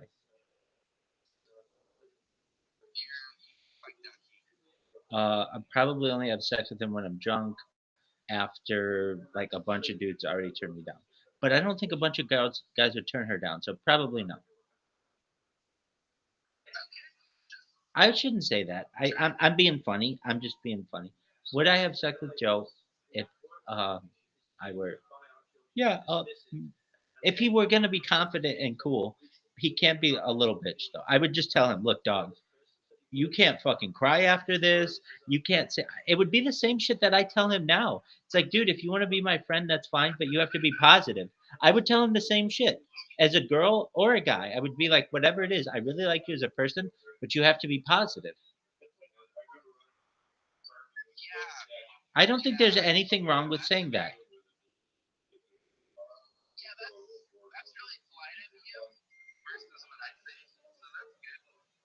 What did you say?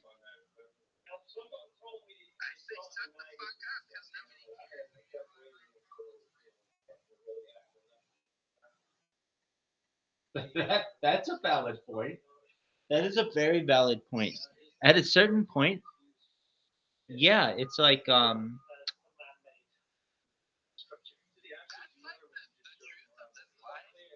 is the truth of this life.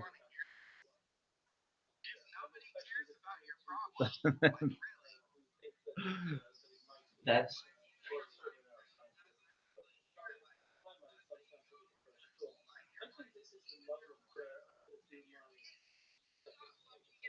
wait, they do, but just because they want to make sure that they're taken care of.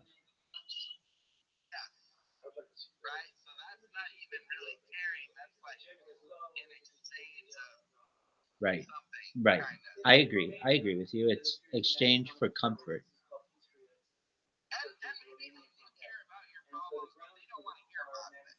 That's the thing. That's a, well, and you know what? Frankly, we we we listen to him a lot, but that we don't.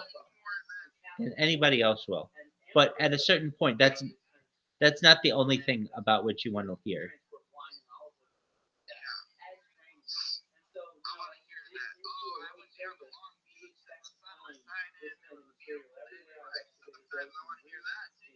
Absolutely, 100%.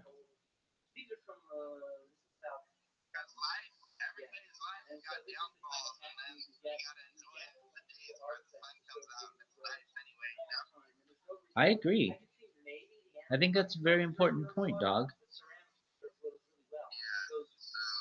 Well, the other thing that bothers me about it is it gets in his way of being successful. As you know, he has more opportunities than most people on earth, and he doesn't realize it. And he's very negative about it himself. And when you do that, you don't recognize the gifts that you naturally have. And maybe not. You know what else? And I would just tell him this, and I would tell his fucking parents this. What were you doing sending your kid to school that's only online and he doesn't get to make real friends for like 14 years of his life? What the fuck?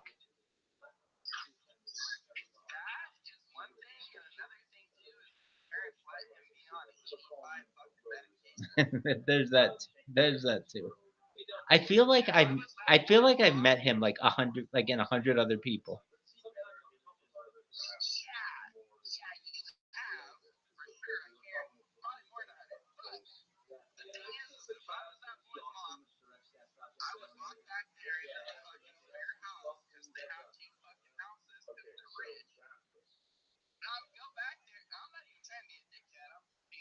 You are.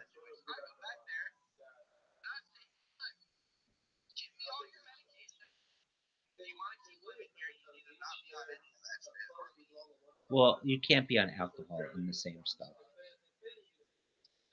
You can't. You certainly can't be on alcohol with that stuff.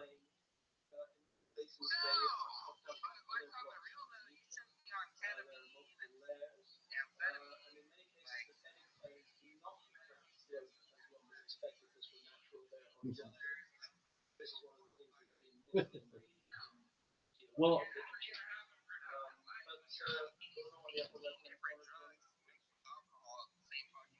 that's true, and I don't want to beat the guy up at all, or any more than.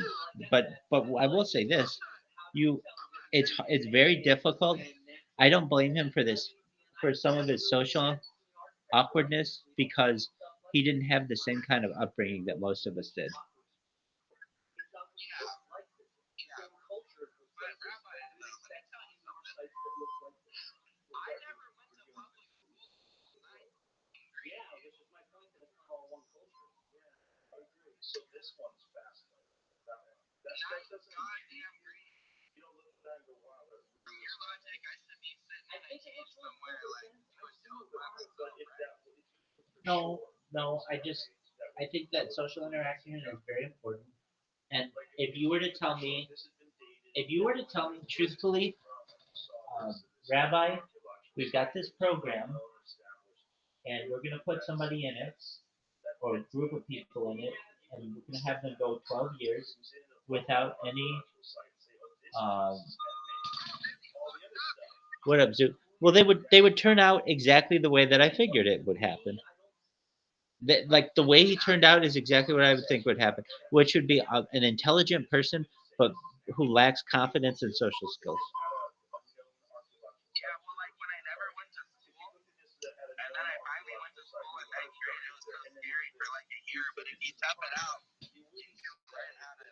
Were you homeschooled for like 8 years or something? What the fuck kind of weird upbringing was that?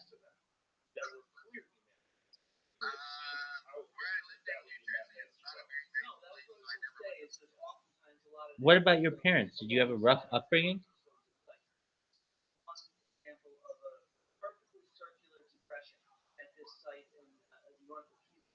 Yo, dog, I just asked you a question. Kept saying Did you have a rough upbringing? of some structure. And so we went back and forth on whether Yo, dog, no one can hear you. circular depression. Geologists Dog, they said, nope, that's not, of course not man. dog. We are listening and collaborate with geologists to understand how to tell the difference. Well, we definitely know that that happens with sinkhole. Yeah. A great example. Very Dog. similar sinkhole that goes just like hundreds. Right, Tony? You disappeared. And it Dog. looks like someone took an hour for it. It's just nuts. Look at that. Yeah, it's nuts. That is nuts. But that's sort of a different thing than stones being laid out in a uniform fashion. Like, No, it wasn't here. what are you looking for? No, he was looking at the not the site itself. It was blanking on it in a second.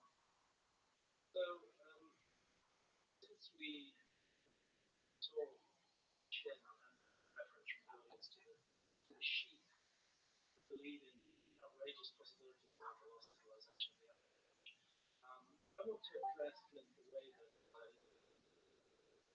dealt with the media. I'm going to show a little PowerPoint presentation.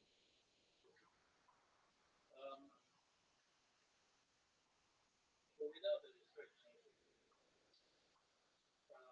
Cryptic work recently.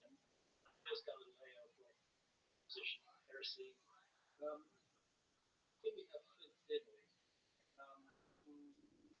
Sorry if I'm being direct, but you do recently appear to have set yourself up as a sort of position to investigate and test whether output actually fits into what is regarded as acceptable thought by the mainstream. So I noticed your attack on Pullman already controversy on YouTube channel. That concerns the work of Lee Berger, who's foreign principal oceanographic. He was really too big a target down, but this guy, friend Danny Hillman, he wasn't such a big target for you. And you presented this video on your YouTube channel where you refer to it as a pyramid scheme, which is an insult to itself. And I'd like to take this opportunity just to play a little clip from its YouTube channel, if that's all right with you. Yeah, feel free. Thank you, Jamie. Another bit of air. Well, this is a clip from your YouTube channel. This was an interview with Dr. Lutfi Yoga. Yeah. You're very, very smart that you brought on a couple of Indonesian speakers to join your assassination, as it were, of Danny Hellman from that Jaja. Dr. Lutfi Yoga excavated the site of the Lumbiyang. He did major excavations. Yeah, indeed so. Indeed so. And there's a conflict of interest between him. That's a lot of There's a conflict of interest between him and Danny regarding the work that I made at the time. But I'm more interested in the way that you guys present this and the mockery that's involved in it. Let's just play that little clip. Harry, you want to understand how it is presented? What was your thought on the show? I will critique him about the outsource first. Okay. If you see the outsource is there's a Danny Human and the other is you can see only one archaeologist. Who is the archaeologist?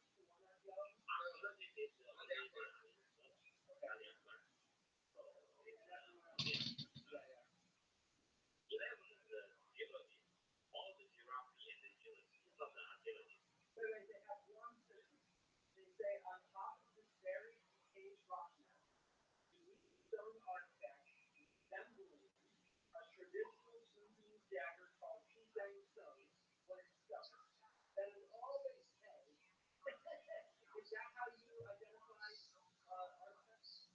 In Indonesia, we like the oldest ceramic. So it's, I think only Ali Akbar who working for this one. He's the only one. There's only one. The only one I think I know because I don't find any person and then got to is the system of the Hindu China for me.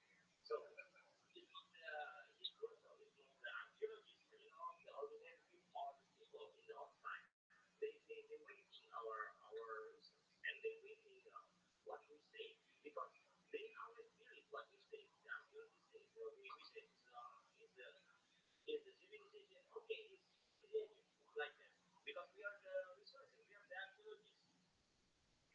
Now, I'll continue with my little bit of presentation. We can pull that up again. Jamie. That's the still Flint, and then it's gone.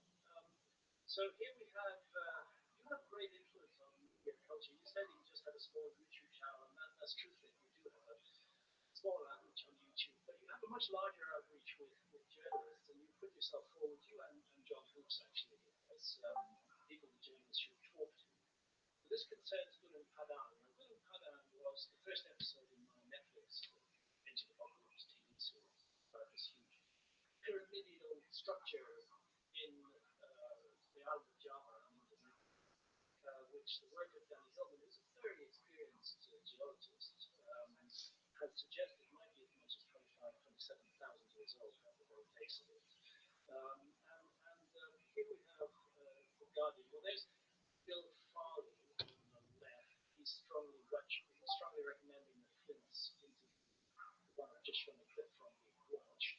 There's Bill Farley saying it was not worthy of publication. This is the article that Danny Hillman and his team published a peer-reviewed article on this. It went through a year of peer review before it was published, until Flint and his colleagues began to put pressure on the media. Here's the claim being rubbish by Dibble and others. They point out that Massachusetts provided no evidence that buried material was made by humans. Actually, they did. In Danny's estimation, what the remote sensing shows is rock structures that have been shaped and moved into place by human beings. The net result is of all this pressure was that archaeological prospection, the journal that published the paper, came under such huge pressure, such a huge amount of media fuss about it, that I do think actually that all of that is caused. I think Danny suffered because his findings were featured in my show. I think the reaction of archaeologists to my show was probably why Danny got targeted. But at the end of the day, the witch hunt generally worked out, and the piece was retracted, causing massive humiliation to Danny and his team. Now, what Danny and his team asked for was that criticisms be published alongside the article, but that the article not be retracted. That seems to me to be fair enough. Flint and his colleagues have really created a huge fuss in the media about me, and this is just a small example. Satan loves Graham Hancock the most. But wait a minute. Not They me. didn't, hold on, they didn't publish that. Brad? Oh, no. I'm talking about Flint's influence on media. Can I make a quick comment? But you can't connect Flint to that. Go back to that image again. Yeah. You can't connect. Well, can I make a quick comment? But even if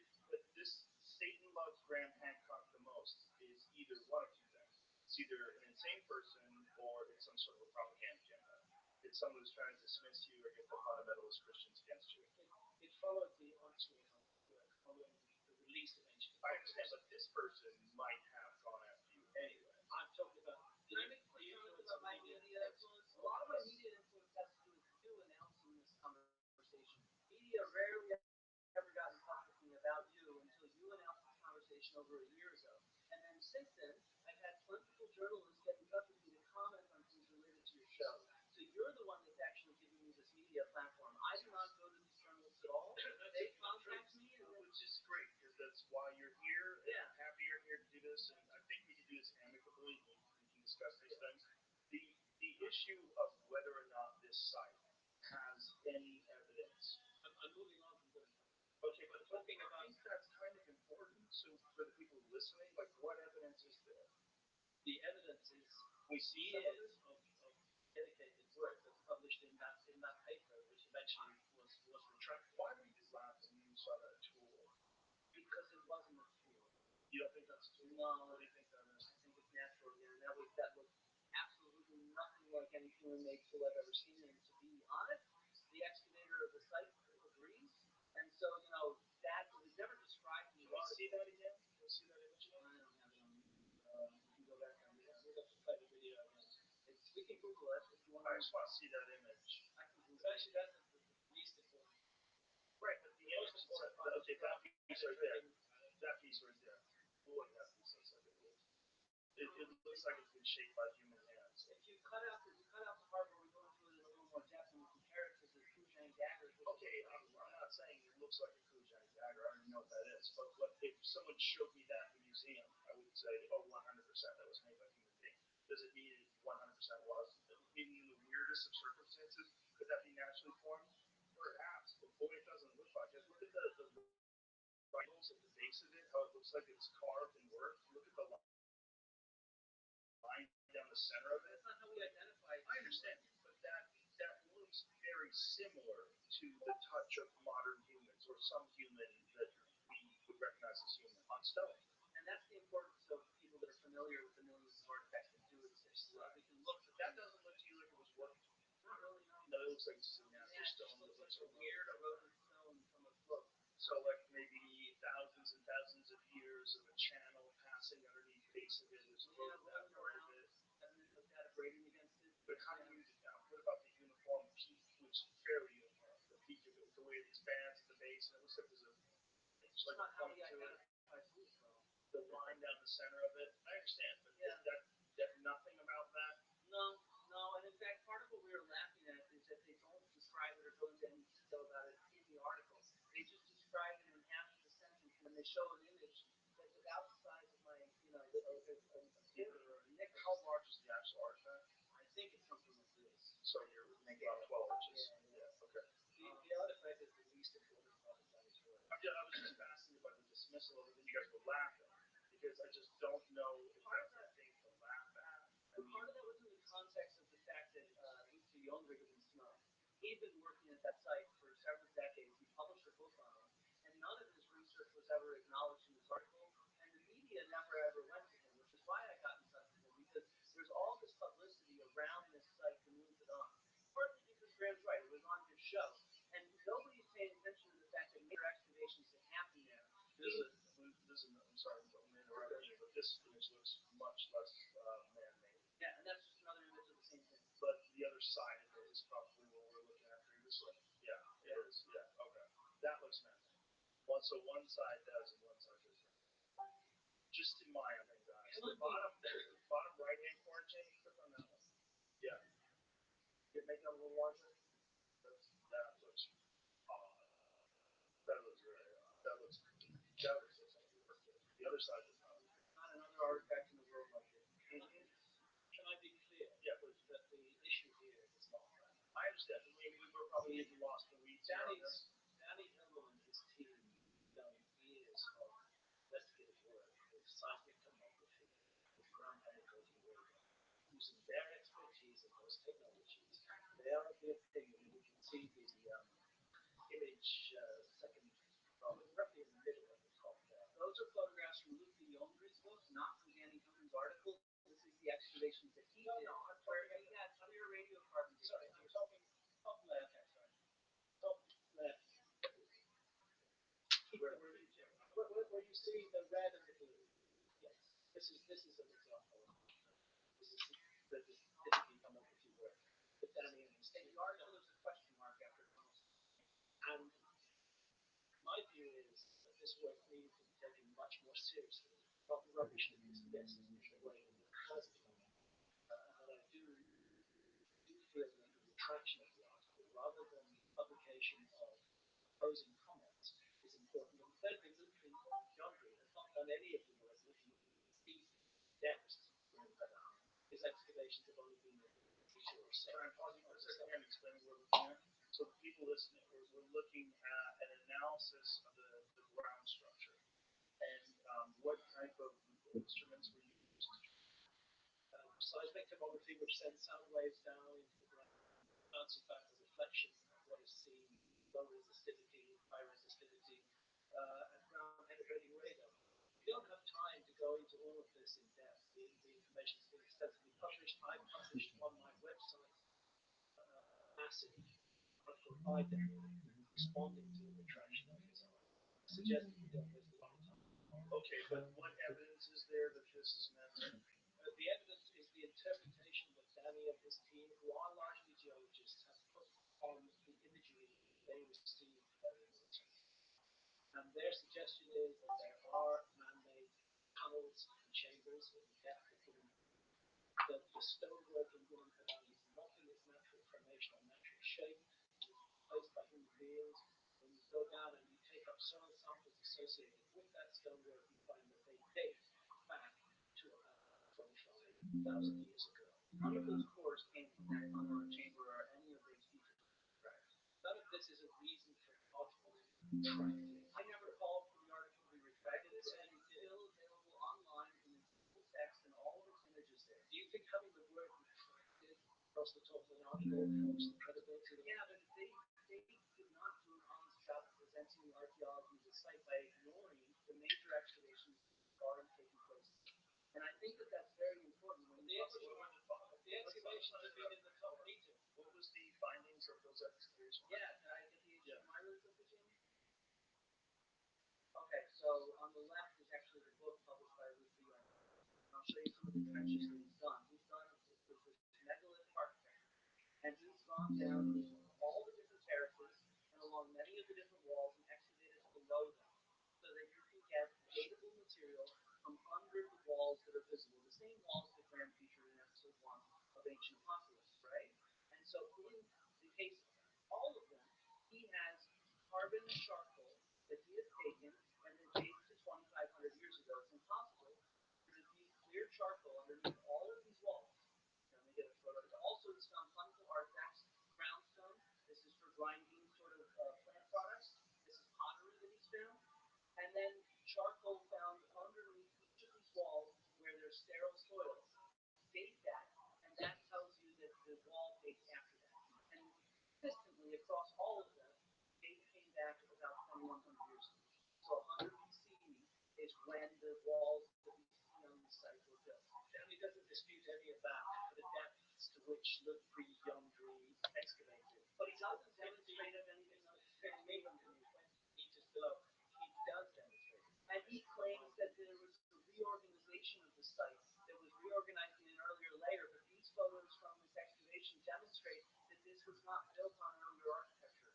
This is built on soil. And so there's no architecture directly up the terraces.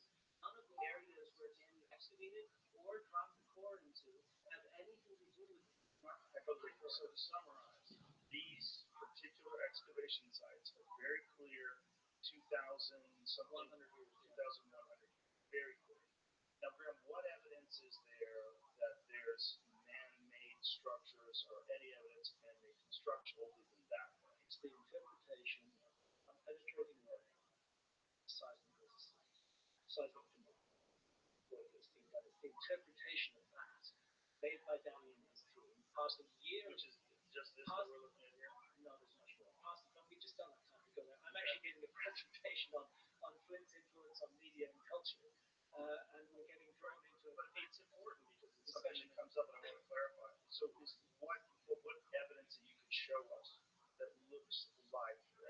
man-made structures, man-made tunnels, man-made anything, other than this stuff that's on the outside. So the presumption is that these deeper layers are older, but why?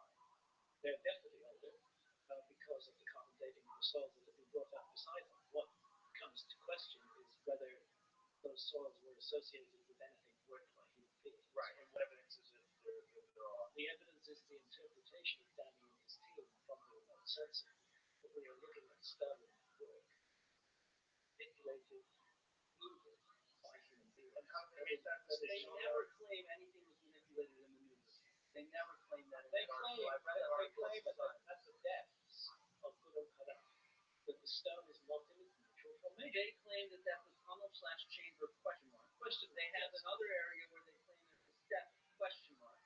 And I have never seen evidence for a pyramid where you're saying your question marks for these. But this is not it's clear this is not so when we talk about all the conflict involved in something that is clear this day, like Divinity Road, right?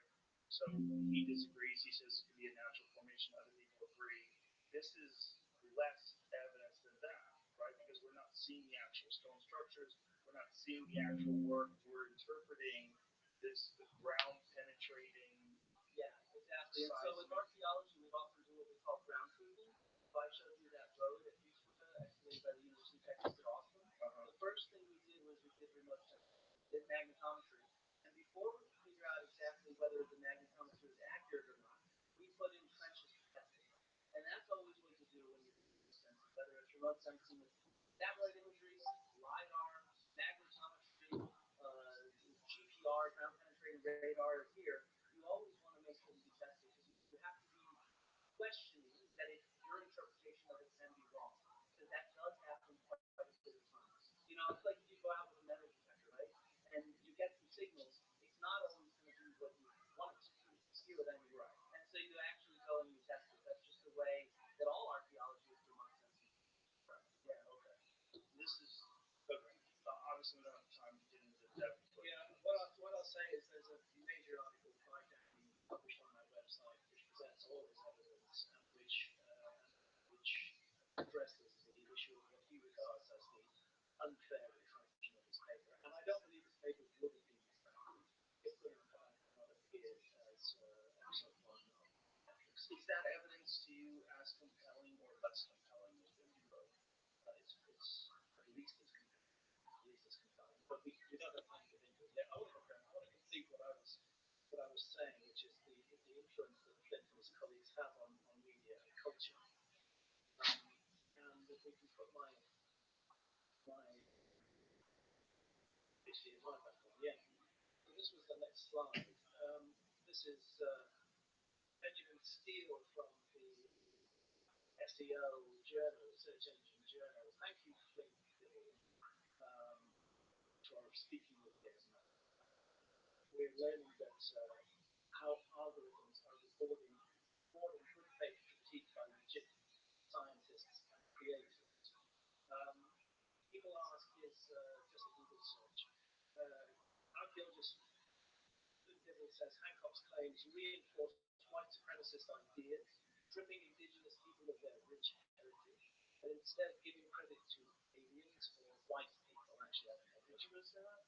No, I said that this idea of Atlantis, the way it goes back 200 years, it has been used for those. So are you saying your quote is incorrect? I think that it's editing out of context, Graham. I've never called you a white supremacist or a racist. No, that's because you're very, if I may say so, very slippery in the way that you deal with it. Because you know perfectly well that saying that my work encourages white supremacy and encourages racism is going to end up with me being tarred as a racist. And you know very well that tarring somebody as a racist in this day, look, the results there, down there, make no mistake, Hancock is a white supremacist like Trump.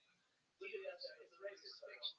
These are not my words. Well, no, I'm talking about your influence on media. 19th century sources, you cite 16th century sources, and I label those as racist.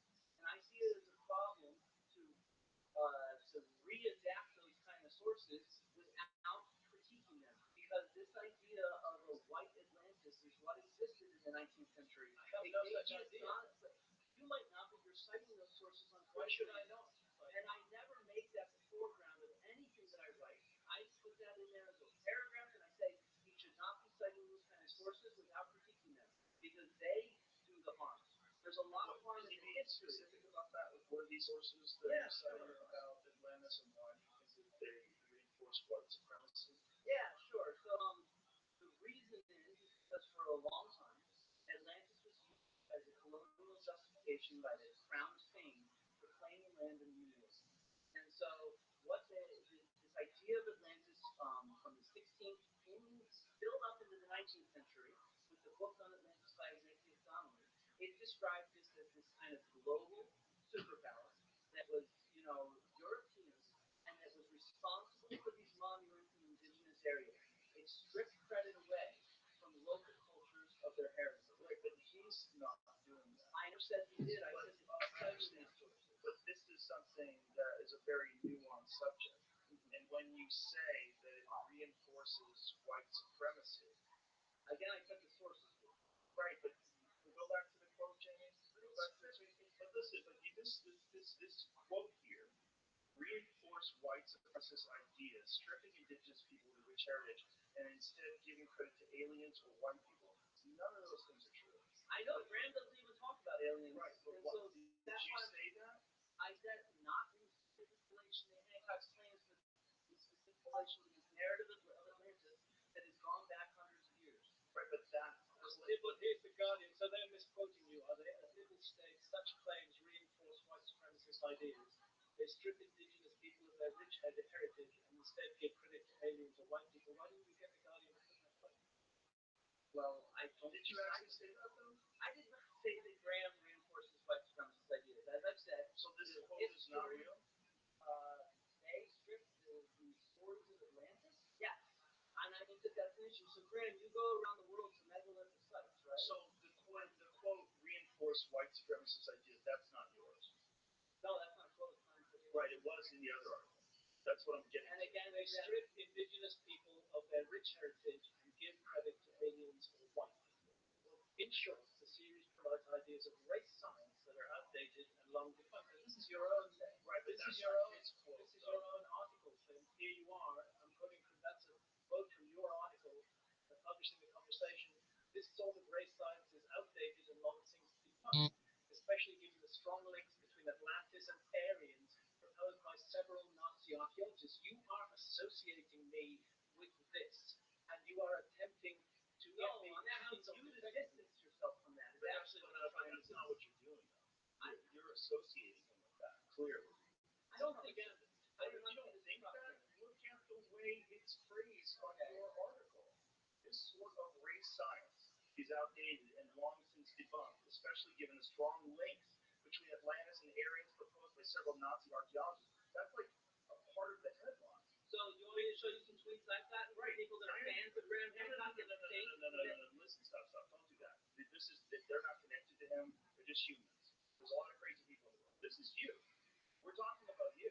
yes, but what I'm trying to say is that people misinterpret Graham. There's lots of people on the internet that think that he's talking about a lost white Right, civilization. but this is something that you chose to highlight at the top of the page. No, I did not highlight that top of the Why is page. that like that? He did that. That's actually near the end of it. That's a quote from him. That's near the end of it. Why is it up there like that? I put it You did. Oh, Yeah, Jesus. I did not put that there. I'm just taking an extract from Clint's article. But you did print it. You did print that this sort of race science is outdated long since debunked. What were you referring to when you said that? If you weren't Yeah. referring to Graham. I was referring to his take on the Olmec tales, where he described them as from an African culture. And he specifically took that from Ignatius Donnelly, who also described them that way, almost in the exact same words based on their facial appearances, despite the fact that Ann Cyphers has done excavation there and demonstrating the DNA artifacts that these were indigenous people from that area in Mexico. And so that was an older essay that Graham has written, and that was what that quote was specifically relevant to. But how does it reinforce white supremacist ideas that there were seafaring Africans? Well, because again, it strips credit away from the people who actually did that. So that doesn't reinforce white supremacy. It reinforces, but if anything, he's trying to say that it was black people from Africa that were able to seafair and create these structures. Silly stereotypes. It is, but I think they're not facial features. Yeah. But there's many people that have made those connections, looking at those Polynesian And yet the perhaps. people that have excavated it in some of the DNA right at that site at San Lorenzo have shown that none of those people had African descent. Right, but what are those structures representative of? Are they the people that were there? Of course. But is it possible? No, Those we have no structures evidence are. of African We descent. don't have any evidence, but we do have the actual structure of those faces, and they do. I mean, be honest, they look either Polynesian. I can bring up some. They look fascinating. Excuse me. I can bring up some imagery of it. Okay. Perhaps we'll do that next. But I would just love to just complete this little point. Yes. Which is the influence of Flint and his colleagues on media and culture. And again, we've got the Society for American Archaeology, 5,000 members. Flint is one. Flint's co-author, John Hoops, actually helped to write this letter. The Society of American Archaeology, they're saying that I involve in extreme voices that misrepresent archaeological knowledge in order to spread false historical narratives that are overtly misogynistic, chauvinistic, racist, and anti-Semitic. I mean, you apply those labels to somebody, and you're going to get that person hated. Fly a lot of it. Or ball. I did not. No, your co-author is John Hoops. We urge Netflix to add disclaimers that the content is unfounded. They wanted to be called science fiction. In other words, that's a very clever way of canceling me. Cancel culture at work. Go back to that. Why would And here's someone Flynn. You're so much more of a celebrity than me. Here's Flynn. Netflix, correct? I'm sorry that I am. That's not really my problem. Hey Netflix, correct your mistake and reclassify Ancient Apocalypse as fantasy. Netflix, correct your mistakes. This is you pushing this. Okay. And then the general media fishy Netflix show, Ancient Apocalypse, is the most dangerous show on Netflix. You use the word dangerous. Where?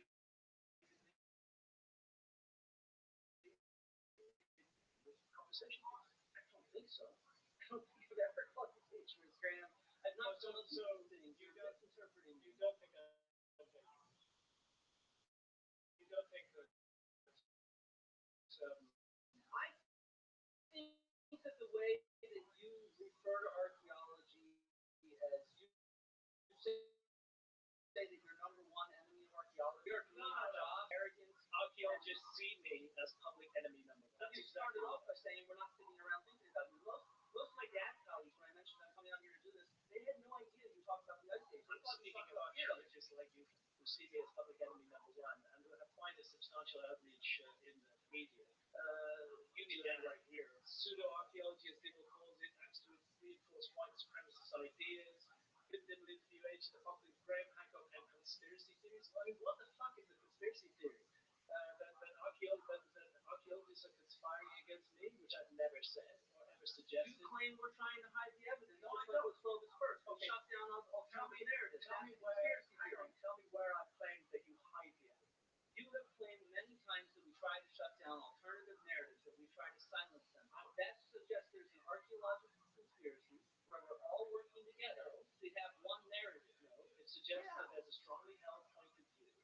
There's a paradigm, and that those who go against the paradigm are likely to be attacked, like Tom Dillahay, like Jacques Saint-Mars. All of them still had successful careers for many decades. But Jacques St. Mars excavated many other sites. Right, but are you denying that he was attacked for the very thing you're saying archaeologists don't do? No, but I'm denying there's a coordinated attack.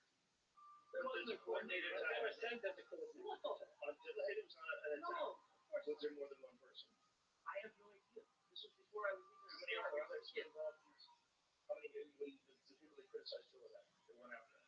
Oh, very large number. The Clovis First Level, the Clovis Police, as they used to be called by So it's not, it wasn't Well, one think about person. how many people actually study the Clovis period. That is a tiny period in one area of the world. The majority of archaeologists do not study that. Even American That's completely archaeologists, irrelevant. most American It's archaeologists fundamental to study the much issue of later the periods. It's fundamental to the issue of the peopling of the Americas. But it's direct, there's also direct evidence of a group of archaeologists going after this one guy for saying something that turned out to be correct. It's evidence of an academic argument, which happens, yes. That's not that simple, right? Because he was correct, and they dismissed him. They wouldn't listen to his evidence, and he turned out to be What do correct. you mean? He kept excavating that site. He invited people down there and convinced But them that he was right. if they didn't listen to him, they didn't take the data, and they did dismiss him, and publicly, they they still did all those things that you're trying to obfuscate. I'm not trying to obfuscate anything. That's not fair at all. That would He invited. they did It's to a them. famous event from the 1990s where he invited down a series of close first people. Winston, that multivariate. They came down there. They had a conversation. He shows them the evidence, and what resulted from that conversation was that entire group changing their mind on us. It was very. I'm not saying there were not a few bad actors. There's assholes everywhere. But what I am trying to say is not some sort of conspiracy of everybody in archaeology against Villahey, against Graham, against whatever. And nobody's saying conspiracy. I don't believe there's a conspiracy against it. I've said that 1,000 times. What I do look at is number one. Yes, I am. Clearly linked to you, and John Hoops, for example, University of Kansas. I can tell you some stuff from John Hoops too if you want. So what is this right here? It says to Graham, Jimmy, and others, we see you share with the world just how you try to bully and censor us. Who's trying to censor you? Well, I'd argue that when people swarm me, This is a quote from Twitter. Yeah, there's times when people swarm me and they people online. Yeah, Tweet people. Yeah, exactly. Don't read that. Okay, I try not to, but I have a small Twitter. Yeah, but that has nothing to do. It's just people. It's just Yeah, random people. When you're public, okay, and you post something public, and you get involved in a discussion about some contentious issue that's public, the whole world can attack you. So try to connect that to Graham or connect that to anything. You're just dealing with people. He's not responsible for that. You're responsible to engage and read it. But do you believe there's such a thing? You know, we've all heard the word big pharma. Do you think there's such a thing as big RPA? No. Oh, come on. Because here you are, Cliff Dibble, January 23rd, this 2023, Scare quotes. sarcasm. The reality is we live in a period where we're seeing an increased distrust of scholars and scientists. As an archaeologist, I think we have to respond by engaging with the public. As we do, in many ways, the reach of big archaeology is way beyond that Graham has got. Think about the millions of school children and parents who visit museums, etc., etc. You just told me you don't believe in the big archaeology, but right here you said there is a big archaeology. These quotes were sarcasm. Oh, sorry, you lost me there. Because you're saying so you don't think that the millions of school children and the teaching of archaeology, what archaeology teaches us about the past, forms the basis of the education system. It's not people like me, people like you. That forms the basis of the education system about the past. Now you like to present yourself with this small, lone voice, but frankly, by comparison with big archaeology, as you call it in your so-called scare quotes, by comparison with that, my outreach is very small, even on Netflix. Graham, I was hoping to have a respectful conversation. Yes, I was hoping that you would not disrespect me in the way that you've done. I came here to present actual evidence, and I've done that. Here you have people exhorting colleagues to mobilize worldwide in the battle against pseudo-archaeology. If there's any conspiracy here, we need it. Let's move on. Next one. Are you having fun? The ball's in your court. Ball's in my court. Yeah, go ahead. Say something interesting. Say something interesting. Well, that's Like, I came here to have a respectful conversation. I want to be very clear about this, Graham. I have critiqued the sources that you have used, and I've critiqued the evidence that you use. I only met you for the first time today, so I do not know how you are as a person or how you treat other people. And so, to be honest, I think that you just tried to go and steer me back to what you see as on yourself. Fair enough. That's okay. I'm just presenting facts. Yeah. What you actually said. I'm presenting facts as well from archaeology. Yes. And I showed you the kind of big data evidence that we actually have. In the area. Disproves your entire civilization. Let's have a look. It doesn't disprove. How do you possibly do that when you've only investigated less than 5% of the continental shelves, 1% of the Sahara, 1% of the Amazon? How can you possibly disprove? How can you claim there's an Ice Age civilization and ignore all the Ice Age evidence that we have? The Ice Age evidence that we have, I don't dispute it. Of course there were hunter-gatherers in the world in the Ice Age. There's hunter-gatherers in the world now. I'm sorry, there's hunter-gatherers in the world now. There's hunter-gatherers in the Amazon rainforest. There's hunter-gatherers in the Namibian desert. I mean, you started off with hunter-gatherers today. Why shouldn't an advanced civilization have coexisted with hunter-gatherers in the past? I mean, look, as I said, I think you have an issue with the sources that you cite, and I think that you have an issue with the evidence that supports towards civilization. I think we should probably Yeah, take but a break I'm and deeply, like I'm deeply, I'm deeply unhappy. Take a break. I'm deeply unhappy that you have associated me with white supremacism, racism, misogyny. I mean, you you didn't notice notice it was always the same quote recycled. So I said something once and then it gets recycled like 15 I different people. understand, but you said it. I did say it. I said that there's this history of this idea which is used by white supremacists. And that's an issue. Right. And I would like Graham to separate himself from that history in a stronger way. Because he goes around the world to different cultures and he claims that instead of their ancestors building this stuff, it was done by the civilization. They were the ones that taught people around the world how to do that. But does he do that in his own backyard? Does he go to Stonehenge and say that Stonehenge was built by this lost civilization? No, he says it was built by Neolithic British people. because I wouldn't look for a lost civilization in northern Europe during the Ice Age. Why not? We Because have the hunter lost, gatherers there. yes, the lost civilization would not be choosing to live in northern Europe during the Ice Age. It was a frozen fucking wilderness. Not Why everywhere. would they want to live there? Not after the last glacial maximum, we had people in the UK living there. It's not where I look. I look in areas, in underserved areas of the world. We And talked so about this is these. an issue. We have to We talked about these mysterious strangers. the lovely aspects of humans around the world, and then he goes around and tells people it wasn't their ancestors. I don't tell people. I don't. I'm sorry. I don't. He doesn't I don't cite a civilization that created. I don't Could have cite very well civilization been teaching the him how to do ancestors it. of the people that were Let there me before. let me It's the same area. let me summarize in very brief what I am actually saying. I'm saying that there was a category called the Younger Dryas. Uh, there are arguments about whether this cataclysm was caused by fragments of a disintegrating comet. This is the kind of research group. This is the Younger Dryas impact hypothesis. But I'm saying there was a cataclysm. There was a civilization. Now, it's you, not me, who say that that civilization was an empire. It's you, not me, who say that that civilization, had temples and was highly advanced and everything. I don't say that. I don't say that. I'm looking, in my view, what we're looking at is a civilization like all others that emerged out of shamanism, but that went a little bit further than some other civilizations, than some other shamanistic cultures, that developed a highly advanced knowledge of astronomy, that was able to explore and map the world. And I'm saying that at the end of the Ice Age, that civilization was largely destroyed. And a very small number of survivors settled amongst hunter-gatherers as we would today. And I've made this point before, that if there was a cataclysm on our planet today, people from our so-called advanced technological civilization would not survive. We have absolutely no hope of surviving a global cataclysm, trust, because we are spoiled children of the world.